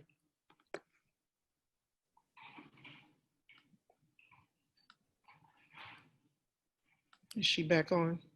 Okay, can you hear me now? Yes. Yes. Okay, sorry about that. So there was a question about everyone starting on the same day, and a couple of people had asked about staggering those days. Okay, we would have to look at it. Of course, I just got the letter. I hadn't read through it, and I mean, I have my notes of right here where we're going to look through all of those. So I can't give an answer to the board right now. Okay, great. Yeah. Madam President and Dr. Faust, there have been a lot of people, parents and grandparents and business people, and I know you said you wouldn't know till July, but people are trying to plan ahead, and I know there's a lot of uncertainty, but they were hoping that they could find out something at the end of June, or at least something tentative, because they don't know, are we going to go back virtual? And again, I know you just said, but people are concerned and they're trying to plan ahead. And sometimes I don't think we give our parents enough credit. They are trying to plan ahead. And it's hard because some of them may have to go back to work. So they're trying to figure out who's going to watch my kids, what's going on. And I wish there was some way we could tell them prior to July. Oh, about convocation. So that question was about convocation. Now about the start of school. Yes, Yeah. we're working on a plan. I also have some of that in my communication, so I'll address some of that at the end during communication about that. Okay. Yeah. But we are working on a phase-in plan.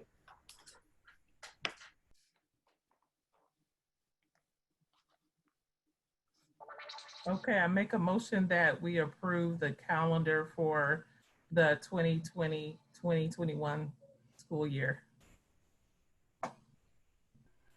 Second.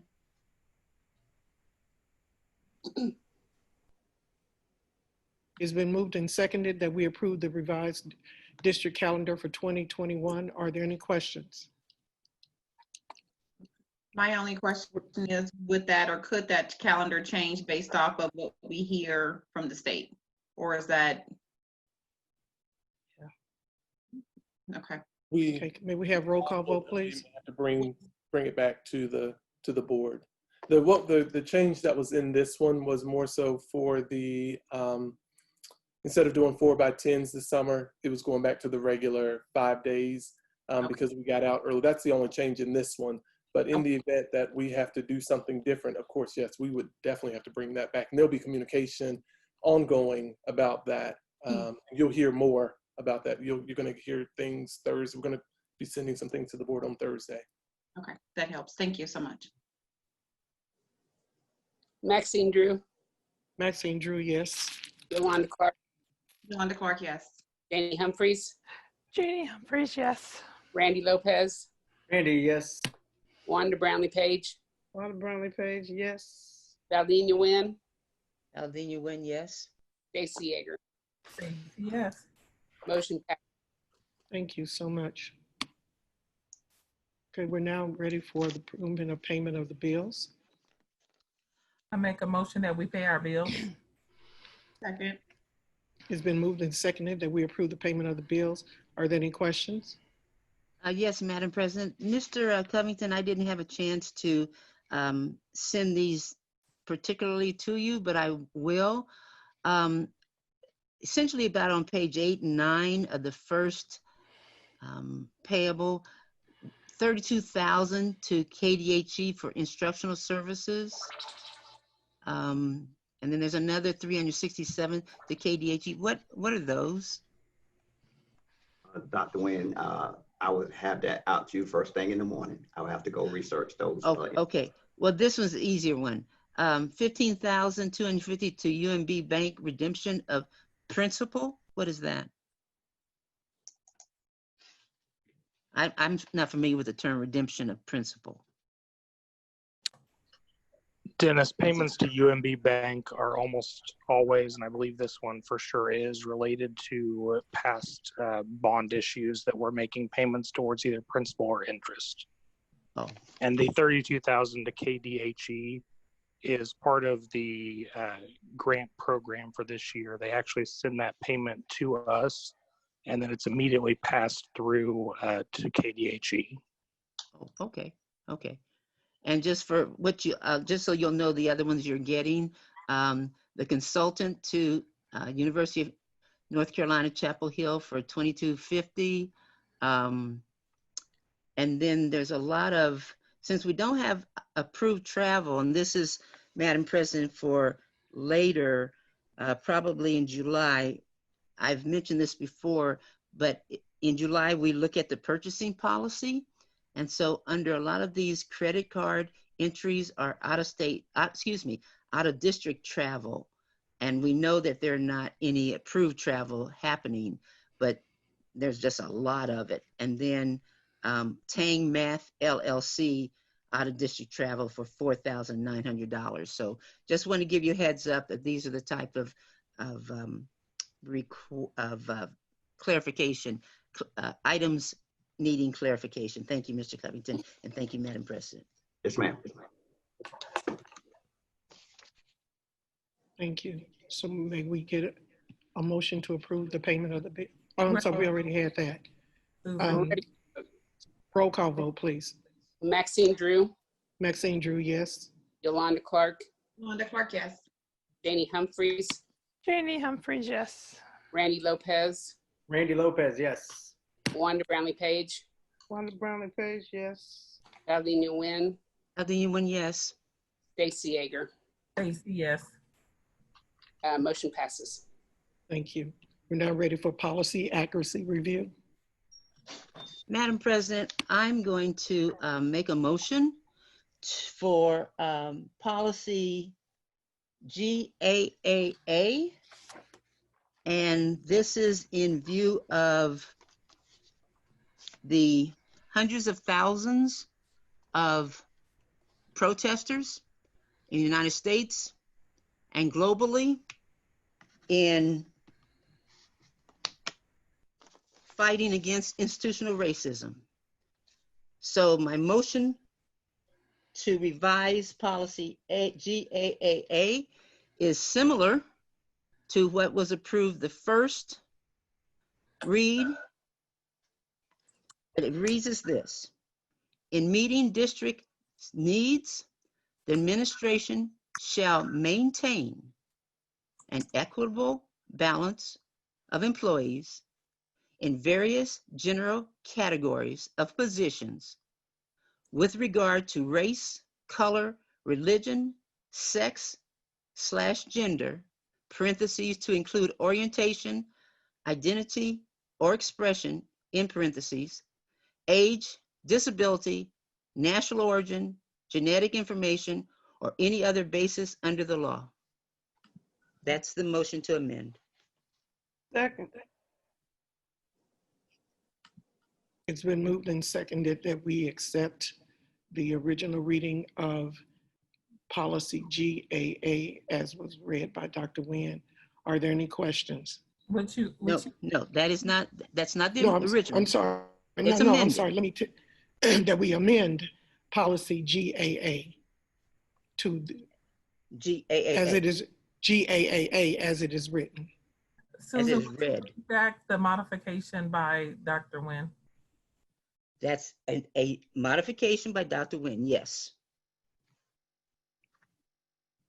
I'm asking if Susan would read back the wording. Did you get it all, Susan? No, not. Dr. Nguyen, could you read it again, please? I'd be happy to, because I want it clear. In meeting districts' needs, the administration shall maintain an equitable balance of employees in various general categories of positions with regard to race, comma, color, comma, religion, comma, sex/gender,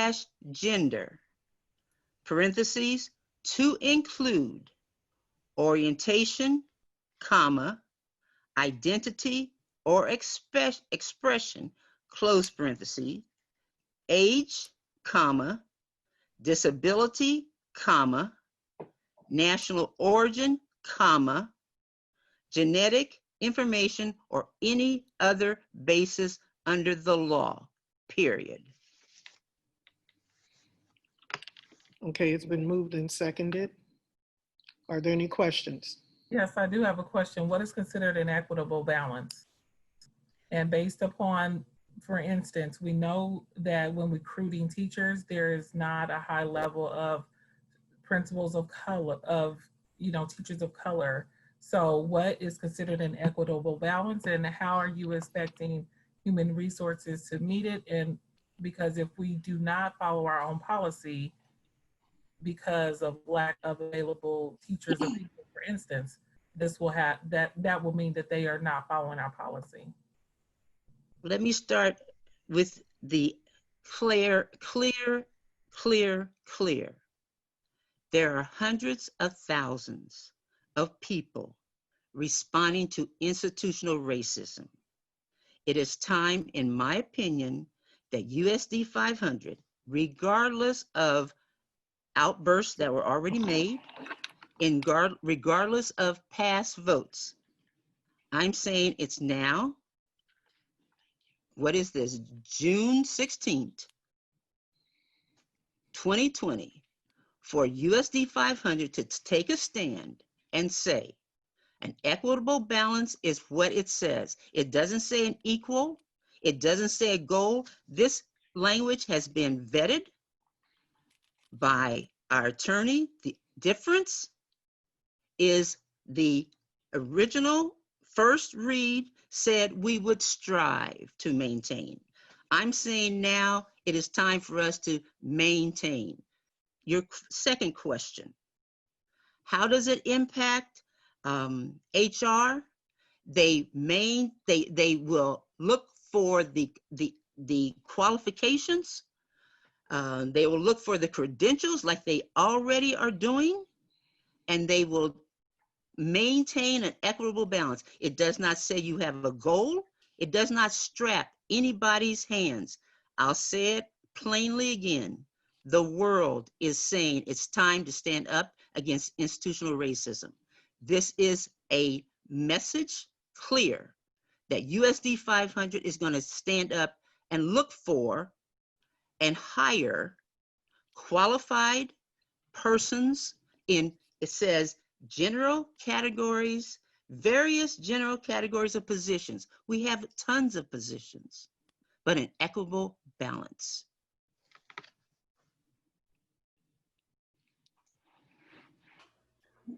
The comments.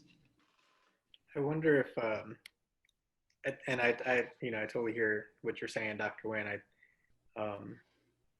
It's been a heavy time in society right now and in our community, and hard time, and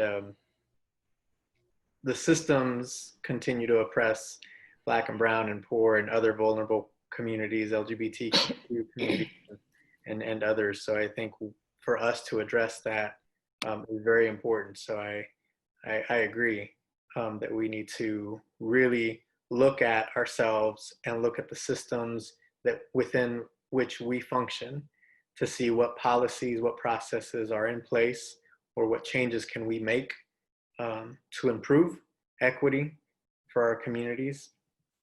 I wonder if, I don't know if Dr. Thompson, and I'd hate to put him in a position without having asked him before, I don't know if he's online as our director of equity and inclusion, if he has anything to weigh in here in terms of our practices and policies and how this affects HR in a positive way, to help make sure that the language is doing what we want it to do in terms of making this more equitable in hiring and reflective of our community.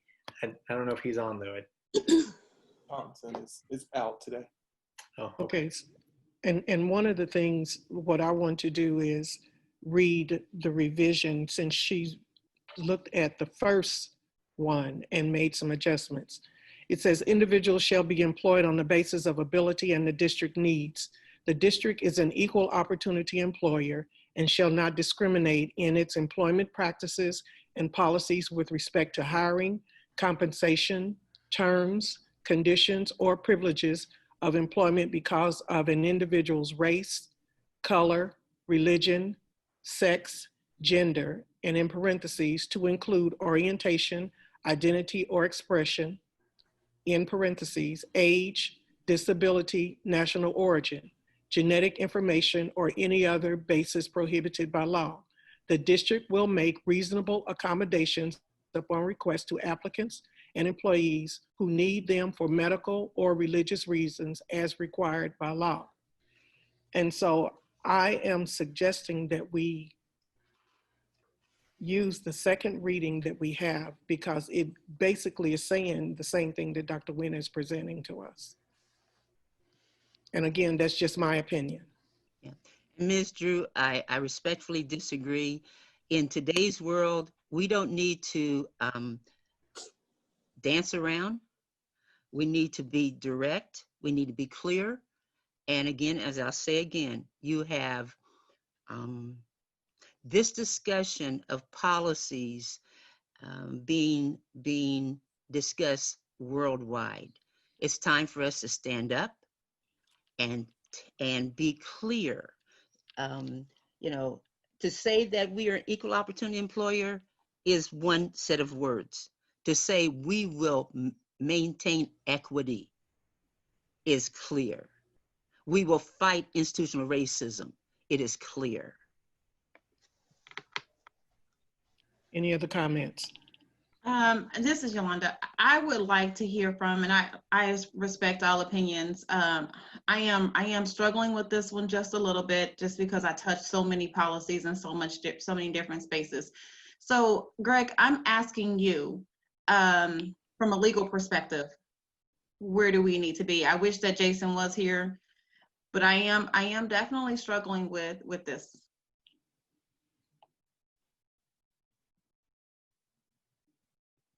Well, you got a couple different things. One, the policy that is proposed as it is on the document that you have is simply a policy prohibiting discrimination in any of your employment practice. So it's a prohibition on discrimination. The nuance to the language that's being suggested by Dr. Wynn, as I understand it, is that by either, in this case, trying to maintain an equitable balance is a little bit different than an outright prohibition upon discrimination in those decisions. That imposes a affirmative burden on your administration to try to essentially maintain a balance. Using the word equity, you know, is a little bit, it's not something you can just like equate to like an exact number or anything, because it does imply you've got different variations based upon qualifications and other things like that. The difficulty I potentially see is when you're trying to maintain an equitable balance, you're trying to figure out, from the administration standpoint, that almost imposes a requirement upon them to figure out what the characteristics of your employment staff are. And so it does create some complications potentially. I'll give you an example that maybe is not in the vein of what we're seeing right now with some of the national discussion, and that would be religion. Okay, that would be an area where you can't discriminate based upon your hiring decisions. It's also an area where you typically, as the employer, don't know what the religious categories of your employees might be. Mm-hmm. And so while you're trying to maintain an equitable balance of that, I don't know how you do that with your employees or your administration, how you hold them accountable to that standard in that context. Doesn't mean that you shouldn't do it. I'm just not sure how you practically go about doing that. And so I just, that's the only pause I have is that you certainly want to have a, you want to have a workforce at the end of the day that's reflective of the community, right? I mean, that would show that you have an equitable balance in your workforce, and that's what the goal ought to be at the end of the day. how you get there or how you best get there from a policy-based decision is something the board's got to decide what to do with. You know, so you guys have got to make the decision on what you're doing there one way or the other. My only caution is just be careful about putting in policy language that you maybe can't do, because that potentially sets you up for some problems. But you know what, the existing, what we have now does have problems for us, because we're getting letters and complaints from people who are saying they've been discriminated against, even though we have what we have now, and they're upset, and they don't feel they're getting their just due. And complaints. Now, what we have now is not working. I don't hear that as a policy, though. I hear that as a procedure. And Yeah, there is, but some of them are saying the policy that we have, we say we have fair, equal employment opportunities. They're watching people get promotions who they have not seen anything in writing. And I'm not going to, where they're saying they don't see a requirement. They see people coming in, they've been here for X amount of years, and they feel that they have met the requirements. Other people come in, they just came in, and they get the job. I mean, if we look at our security system, if we look at our janitors, they're complaining where you have one group is getting hired at $16, another group has been here for 13. Is that equitable? You know, if you talk to them, they're quite a few of them are upset. So either way we go, we got a problem, because the existing language to me creates a problem. You know, we're kind of damned if we do and we damned if we don't, but people do want to believe that, wow, you know, the hope is that we would maintain some equitability, and that's questionable. so that's where I see, I don't necessarily see it as, I think our policy should state what it states, but I think we should also hold people accountable to make sure when we're asking the questions on the HR report and we're saying, where do we, I think there's that part of it versus just having things in writing and we're not necessarily having people that are following through. That's my personal opinion. I do get concerned about some of the wording and changing some of the wording because I don't want to set us up to fail, but I hear what you're saying and all the complaints and conversations we're having to have. We're failing now. We're failing people. And we can sit here and pretend that it's not taking place. I'm but not it is. it is. No, I didn't say you per se. No, it is. Some people are pretending like this is not happening. Everything is okay and everything's fine. Yeah. Okay, let me interrupt. Can we go ahead and vote on the changes that were?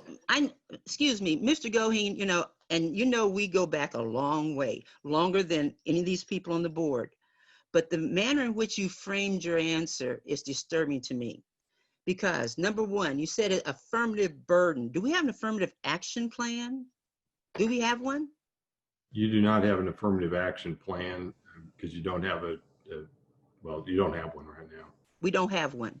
So that means, and we have had disparity studies that we have, and again, we already know, and you've already vetted the language. That's what is disturbing to me. You vetted the language. No, I didn't vet the language. This language you proposed tonight, I haven't looked at it yet. And so you. Oh, excuse me, Mr. Goheen. One word is strive. Excuse me, strive to. The only shall strive to maintain. That's the only change. But okay, I'll stand corrected. I'll pull that statement back. I withdraw my statement. But the point I'm making is, again, if we don't stand up, it's about time USD 500 stands up. Now, I'm going to go out on a limb. Dr. Faust, here's a problem with if this were to pass, you would have to enforce it. You would have to impress upon your administrators and your hiring managers that look at the balance we have now. We have, I think I can pull up 85% of our workforce, of our certified workforce is Caucasian. What kind of balance is that? So Ms. Clark, the balance, we're out of balance. You know, people of color are hired as janitors, nutrition workers. The statistics show this. There are people who have been hired in this district with less than qualifications. So what I'm suggesting we do is to make the effort to stop the institutional racism that is right here. And if you don't understand the term institutional racism, the policies that have not opened doors of opportunity for 400 years for Black people, brown people, LBGT have just now gotten maybe a little crack in the door, but the policies drive the practice. So it's time, in my opinion, we stand up and say, we're not going to continue to have, we got a $6-figure person now. What is he supposed to be doing? And that's said positively. I think the problem is we all agree that that there needs to be additional promotions as it relates to Black people, people of color in the district, LGBTQ, gender identity. My concern is that, as you just said, we're putting an unfair burden on HR, on No, Dr. I didn't say Faust. that. Excuse me. You said the burden I didn't say is that. You said the burden is on you guys to do X, Y, and Z. No, I didn't say that. Greg said it was an affirmative burden. Okay. Splitting hairs. The reality is, with you put the equitable balance, that cannot go undefined because it's a got you. We can say, oh, HR isn't doing that, got you. Not enough LBGT2, got you. Or I'm sorry, the gender orientation, got you. There's not enough, got you. When we know, what are we supposed to do? Have positions open a length of time? I just ask that we call the question, Madam President, because we need to go ahead and vote on this and move forward with our voting on this. Thank you. So the motion is to accept the revision as submitted by Dr. Nguyen. And it has been seconded. Susan, could we have a roll call vote, please? Yes, Maxine Drew. Maxine Drew, no. Yolanda Clark. Yolanda Clark, no. Janie Humphreys. Janie Humphreys, no. Randy Lopez. Randy, no. Wanda Brown Page. Wanda Brown Page, yes. Valdina Nguyen.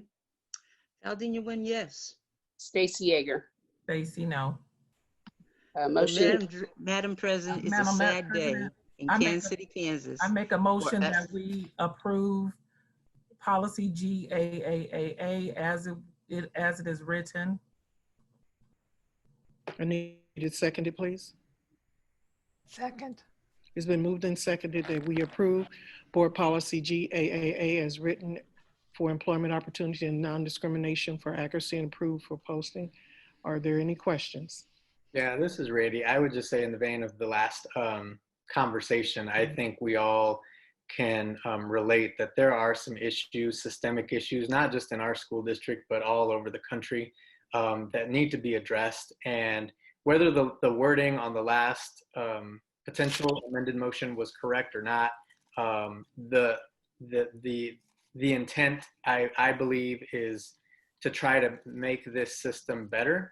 So I would ask that, maybe Dr. Thompson and or other staff, maybe even board members, maybe Dr. Nguyen would be interested in, and I would be as well, to look over our policies, to look at our HR practices, and what are we doing as a system to ensure that our most vulnerable communities, that are Black and Brown and other communities, LGBTQ community, disabled, whoever, that we are a place that is equitable and fair and are doing what we can to promote and to support those communities, because it's obvious that there's a problem, again, not just in KCKPS, but all over the country and in our systems. We can only do what we control here in this district. And so I would ask that we look at that particular policy again, and look at our HR practices and what can we do differently. Not saying that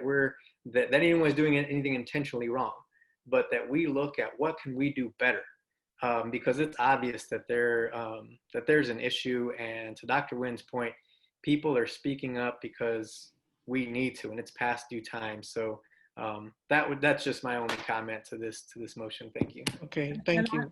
And I will say I'm excited that Human Resources have been reaching out further, because this is a concern about hiring, diversity, and we've sent them to many states. We've challenged them to go to over 5 or 10 states and to continue to reach, continue to thrive, continue to grow. And this is a message that we've had for them to continually do it. It is even in our HR report that we'll look at later, there's a number of people coming on that appear to be diverse. And with that said, we know that we can continue to strive to work together. As Randy said, I totally agree that we can continue to work on the way in which we do the practices, our practices, and the things that we put into place. Thank you. And I'd just Susan? like to say that's a lot of rhetoric, because what has gone on and what is happening right now, I know of qualified people of color who have not been hired. So practices is one thing, policy drives the practice. So we can dance around it all we want, but that it is serious, super serious. And not wanting to change the policy speaks volumes. Thank you all for your comments. Susan, can we do the roll call vote, please? Hold on, what are we voting for now? We're voting to approve the policy as is Okay. On our board docs. All right, thank you. Maxine Drew, Maxine Drew, yes. Yolanda Clark, Yolanda Clark, yes. Janie Humphries, Janie Humphries, yes. Randy Lopez, Randy, no. Wanda Brownlee Page, Wanda Brownlee Page, no. Valdina Nguyen, Valdine Wynn, no. Stacy Yeager. Stacy, yes. Motion passes. Thank you. Could I get a motion that we approve board policy GACC recruitment and hiring? I make a motion that we approve policy GACC recruitment and hiring. I need to second it, please. I second it. Susan, would you do, or any questions? Susan, would you please do roll call vote, please? Yes, Maxine Drew, Maxine Drew, yes. Yolanda Clark, Yolanda Clark, yes. Janie Humphries, Janie Humphries, yes. Randy Lopez, Randy, yes. Wanda Brownlee Page, Wanda Brownlee Page, yes. Valdina Nguyen, Valdine Wynn, yes. Stacy Yeager. Stacy, yes. Motion passed. Thank you. We're now ready to go into executive session. Give me a moment, please.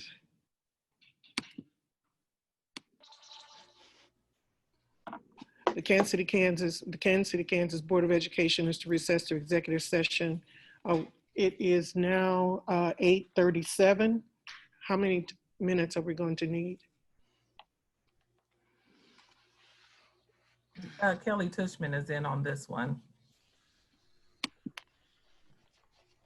Kelly, you're on mute. Yeah, I know. You want me to go into How long executive session? will we need? Yes. For the first one, we're, For the first one. I would say 10, 15 minutes. 15 minutes?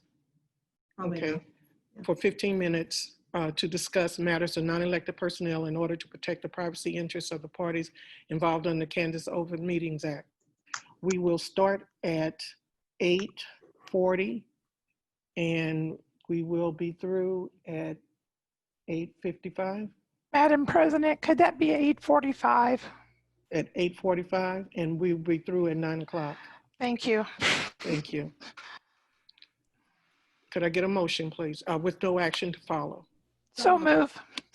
Moved and seconded that we go into our executive session at 8:45. Roll call vote, please.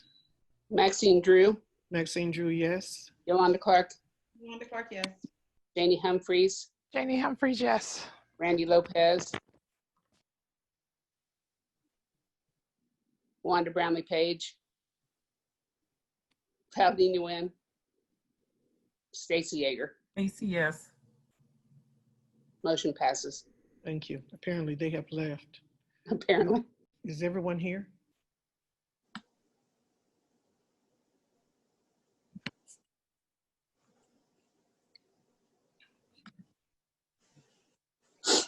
Okay. May I get a motion that we go back into our meeting? So moved. Second. It's been moved and seconded that we go back into our meeting. Roll call vote, please, Susan. Maxine Drew. Maxine Drew, yes. Yolanda Clark. Yolanda Clark, yes. Janie Humphries. Randy Lopez. Randy, yeah. Wanda Brownlee Page. Valdina Nguyen. Stacy Yeager. Stacy, yes. Motion passes. Thank you. May I get a motion that we amend, that we go into executive session to protect privacy for non-elected personnel, and we will meet at 9:02. And how many minutes will we need? Dr. Nguyen. 12. 12 minutes? Okay, 12. I said 20. I don't know. 20 minutes. I don't know how many they needed. Okay, we'll go in at 15 20 minutes. 15 20 minutes. minutes. We'll go in at 9:03 and we will come out at 9:23. Okay. Okay. Could I Motion. get a So moved. Second. It's been moved and seconded that we will go into our meeting at 9:03 and come back at 9:23 with no action to follow. Those in favor? Well, I think there's action to follow because it's the HR report, right? Oh, yeah. Yeah. Oh, with action to follow. Thank you. It should be a potential action to follow because it With, might. thank you. With potential action to follow. So moved. Second. It's been moved and seconded. Ready for roll call vote, please? Maxine Drew. Maxine Drew, yes. Yolanda Clark. Yolanda Clark, yes. Janie Humphries. Janie Humphries, yes. Right there. Randy Lopez. Randy Lopez, yes. Wanda Brownlee Page. Valdina Nguyen. Stacy Yeager. Stacy, yes. Motion passes.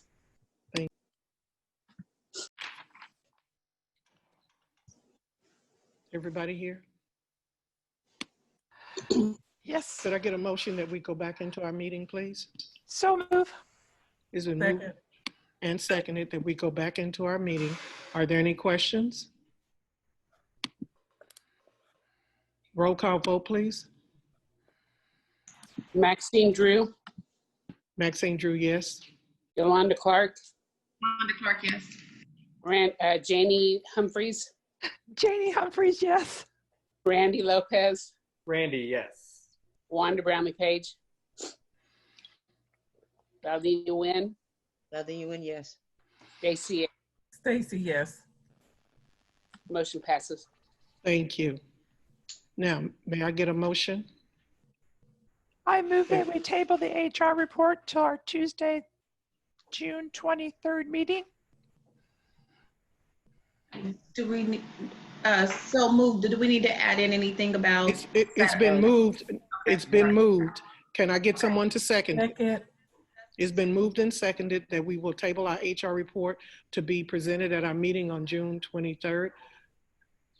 All those, could we do a roll call vote, please? Question? Any questions? Any questions? No. Could we have the, do the roll call vote? Susan? Yes, you can. Maxine Drew. Maxine Drew, yes. Yolanda Clark. Yolanda Clark, yes. Janie Humphries. Janie Humphries, yes. Randy Lopez. Randy Lopez, yes. Wanda Brownlee Page. Valdina Nguyen. Valdina Nguyen, yes. Stacy Yeager. Stacy, yes. Motion passes. Thank you. Okay, we are now ready for communications from our superintendent, Dr. Faust. Okay. We received a message, and I also sent it to the board, so you'll get it.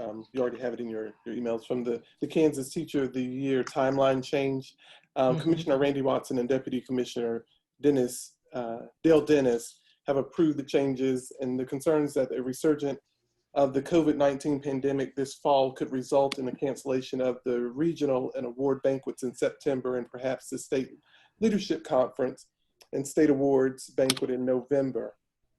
The teachers nominated for 2021 Teacher of the Year will automatically become nominees for the 2022 Teacher of the Year program, provided they meet the following qualifications. And of course, that's a full-time teacher as defined by Kansas Teacher of the program criteria for the 21 and 22 school year. Of course, the regional banquet will be held March 22nd through the 28th of 2021. The Kansas Teacher of the Year state events include the Leadership Conference, Teachers, a Promise Workshop, state awards, banquets, and teacher meeting will be held the second or third week in September 2021. Also, I'd like to thank Dr. Yeager and Mr. Ranger Lopez for participating in a sometimes not so easy conversation with me about the recent events that have dominated the news recently. We had a very candid conversation about the death of George Floyd and the implications of racism and discrimination in our society. You can watch the program on KCKPS TV or YouTube. I also like to thank Ms. Maxine Drew for sharing her thoughts about the recent events as well. The Kansas City, Kansas, of course, we want to thank the foundation for their support in getting the 850 pizzas in addition to what was given from Pizza Hut. We had our principals host a virtual meet and greet. So a big shout out to Argentine, Hazel Grove, Carl Bruce, Earl Watson, Fairfax Learning Center, Quindaro, Silver City, Washington High School, Lowell Bruni, J.C. Harmon. You can visit the KCKPS website for the following listings and dates and times, and also links to access the virtual meet and greet.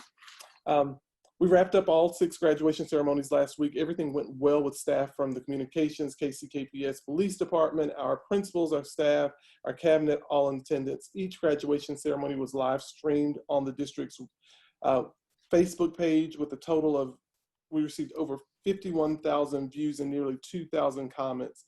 The success of our graduation was a true example of the district-wide collaboration and community partnership with common focus on high school seniors. Just an update on our paraprofessionals instructional aid certification. After continued work with the Human Resource Department, 33 employees did not have the required credentials as a result. They were enrolled in the WorkKeys Certification Academy to prepare for the WorkKeys assessment. That's the workplace document, graphic literacy, applied math. As a part of the academy, employees were released from their normal duties on early release Wednesdays beginning January of 2020 and given time to work in the central office lab on the preparatory lessons and practice tests. Beginning in February 2020, district instructional coaches provided additional assistance on the math content during the Wednesday's release days, working one-on-one with employees or conducting small group lessons for staff needing assistance in common areas. As the WorkKeys test prep continued, an additional 4 employees provided updated transcripts to Human Resources, which resulted in a final number of 29 employees scheduled to take the WorkKeys assessment. Of the 29 employees remaining, 10 took and passed the WorkKeys test, workplace document, graphic literacy, applied math on March 4th, 2020. Testing schedules for our return after spring break was put on hold for the remaining employees due to COVID-19. Employees with internet and technology access at home were encouraged to continue to work on WorkKeys curriculum suite while at home during COVID-19. As a part of the continuing to receive their pay while conducting their duties from home. With phase 1 of the reentry plan beginning June 1st, 2020, testing resumed on June 9th, June 10th, and June 11th, 2020. During this second phase of testing, 15 employees were available to take the WorkKeys test, workplace document, graphic literacy, applied math. Of the 15 employees, four passed all 3 tests. 9 employees passed the 2 reading tests, but need to retake the math. And 2 employees will need to retake 2 or more of the required tests. Additionally, 4 employees were not able and will still need to take the assessments. Retake sessions have been scheduled for the end of June, and additional resources, ongoing access to WorkKeys, curriculum suites, Khan Academy, math tutorial videos have been made available to employees to provide continued assistance in preparing for the math test. It is the goal of the district to assist employees in acquiring the required certification by July 1, 2020. If additional time is needed due to the interruption caused by COVID-19, an extension will occur through December 2020 in order to provide extended time and assistance in preparing for and obtaining credentials. We've been working with the four superintendents in the Wyandotte County have been working with Education Restart Wyandotte or Wyandotte County Plan. And I've been working in collaboration with our local superintendents and school leaders in Wyandotte County to work on a joint message for students and families. The Educational Restart Wyandotte County Plan includes phases which help provide a consistent and clear message under the guidance of our local health department. We have another call tomorrow at 8 o'clock, and we will hopefully have a plan in the phases that we will be able to give to the communities. And then our district is working on a reentry plan. So those are two different things. So board, you will get a copy of the Restart Wyandotte plan that the four superintendents and the medical directors have been working on.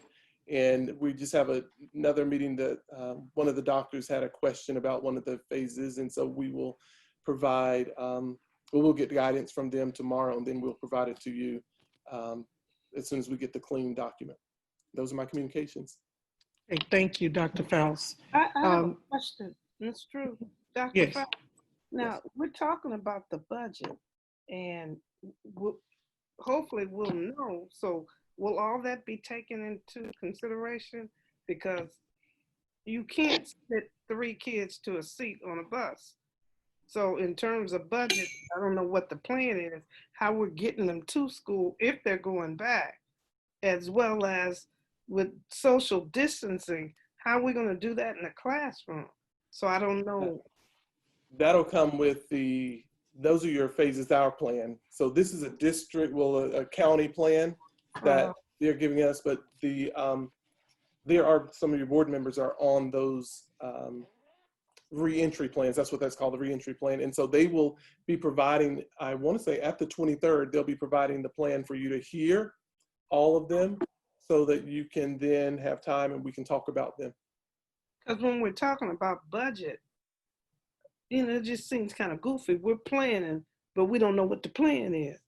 So are we just going as if there's nothing wrong and that's what we're going to do? One of the things, so of course, our state, KSDE, they're not a managing part. They can't tell the schools what to do, so they just give guidance. And so that they won't come out with something until July 10th. Okay. So we have to provide insight for our districts, of course, yes. We've talked all about those behind the scenes about, what if it's virtual, what if it's not virtual, what will it look like? But you're going to get more information, and we're going to slow walk, or I'll say slow drag that conversation with you at the next board meeting on the 23rd. But you don't think we need to let parents know? Well, we will. That meeting is the one where you'll be talking about, there'll be full discussion with the board on June 23rd about the plan. So we'll be providing you several options, and the board can talk about them. Okay. Gotcha. Yeah. And on those committees, there's a number of parents involved, represented through a lot of our school districts that's been able to give input that'll be coming. Well, I get that. I'm just saying, I'm getting phone calls, I'm getting emails, and they're like, "You don't know?" No, I don't. And but I'd like to be able to tell them something.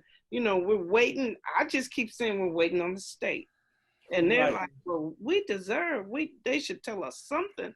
We don't know what to do. We're trying to plan, and we can't plan, and we're trying to be responsible, but you're not telling us anything. And we're right there with you. I mean, the sad part is that COVID has resurged, and yes, we can have the greatest plan, so that plan will lay out, but it is a plan. Honestly, it's a plan. and we will be putting that information out there. It has been tough. I will be honest with you. It's been tough to try to say how and what it's going to look like, because of course I just looked on the Wyandotte County dashboard for COVID, and they're still identifying people who are being sick.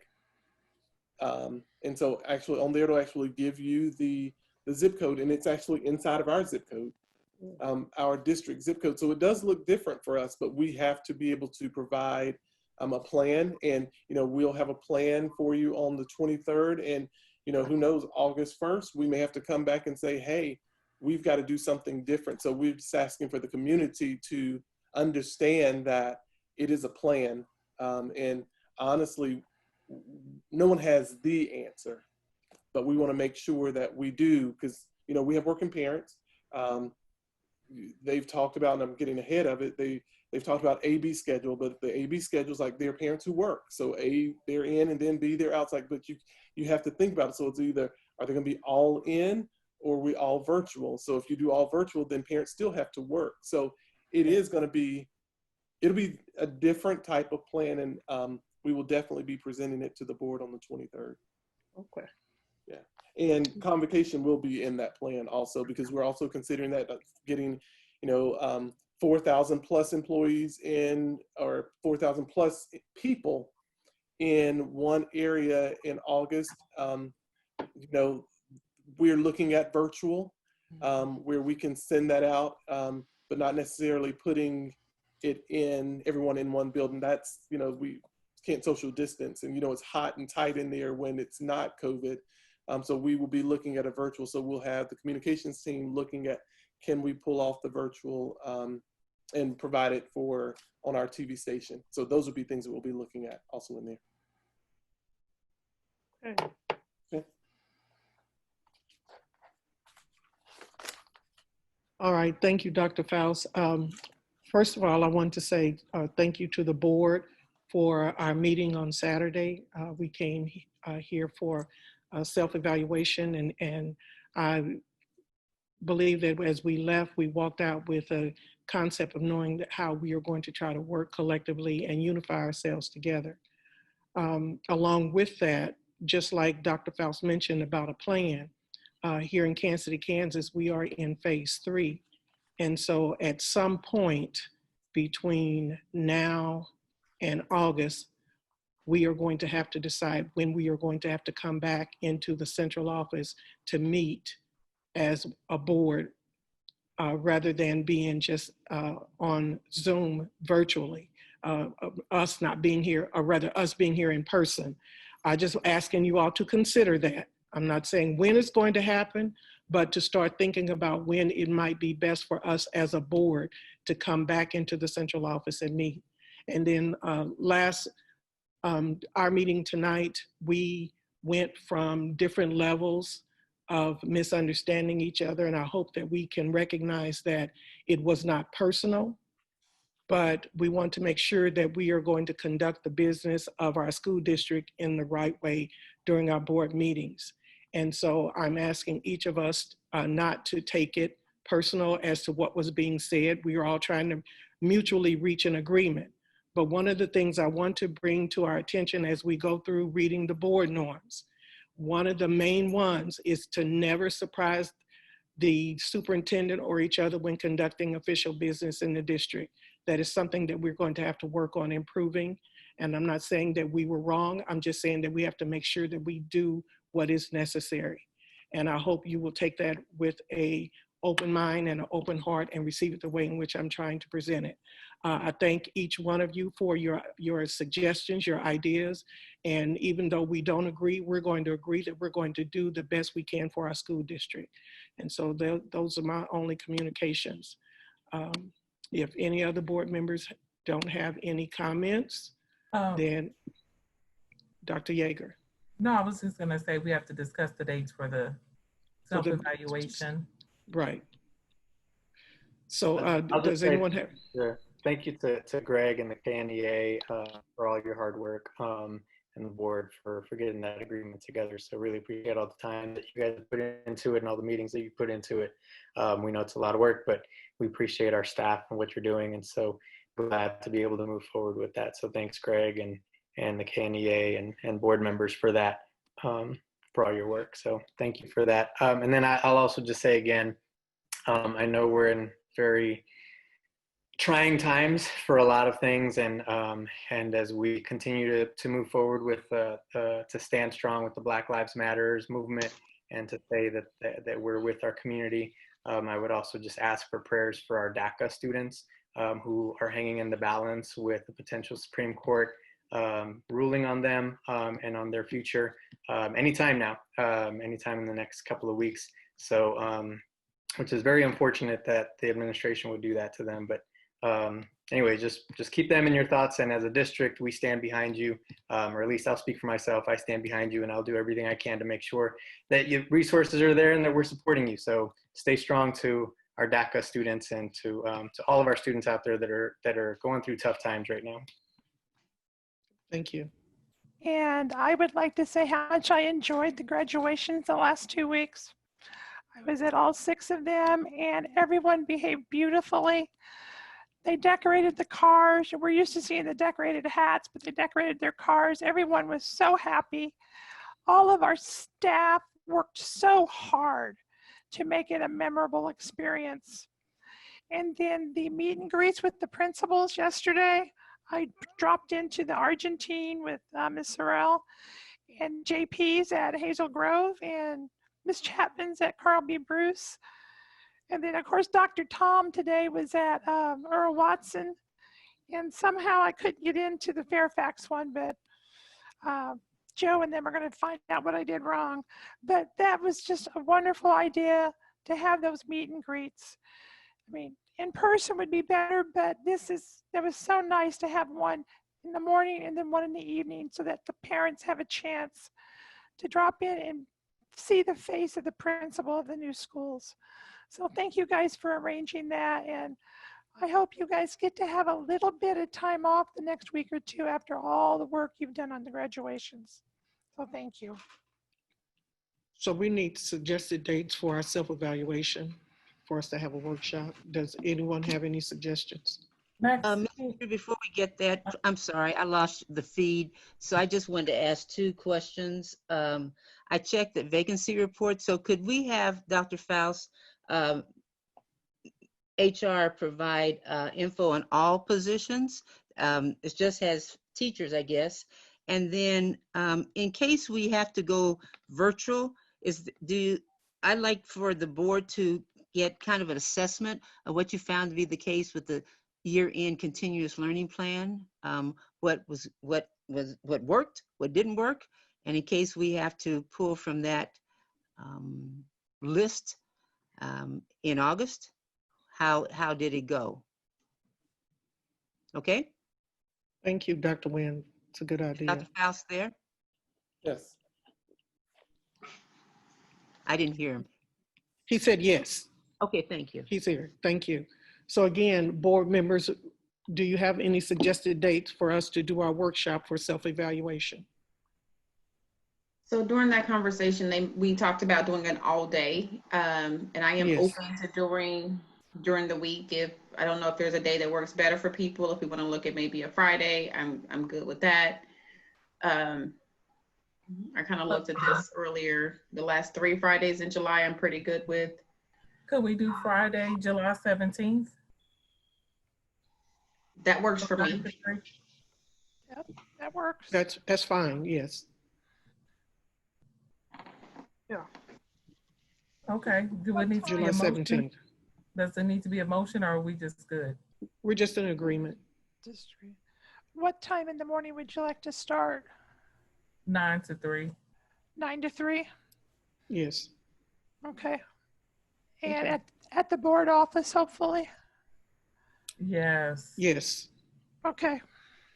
Or Zoom. I would suggest for those that can't, would be on Zoom. Or yes. Zoom. Okay. Okay, well, I'll touch bases. Okay, thank you all very much. And again, we appreciate everything that you've done in our meeting tonight. Could I get a motion that we adjourn? Madam Chair, really quick, just a quick question, Dr. Yeager. We had talked about a climate survey being done for our district. I wonder if we could, to not talk about it tonight, but maybe put it on the agenda for next week to figure that out in terms of how we move forward with the climate survey. Well, the climate survey, they have recommended for us to do it in the fall. If we're all in agreement that we can do it in the fall, then I can just start working with them on the dates that it could be released. If everyone agrees today that we could go ahead and do it. In the fall would be fine. Well, let's talk about it so we know what we're talking about. Okay. And are we saying that the 17th is a yes, or we're waiting to hear back from KASB? The 17th is the date that we're going to submit. Okay, that's what I need to know, so it's not confirmed. Okay. And then if it's not, then I will touch base with the board and on Saturday update you guys. Perfect, that's what I need. Thank you. Thank you. May I get a motion to adjourn? So move. It's been moved and second that we adjourn our meeting. You all have a good evening and take care. We are dismissed.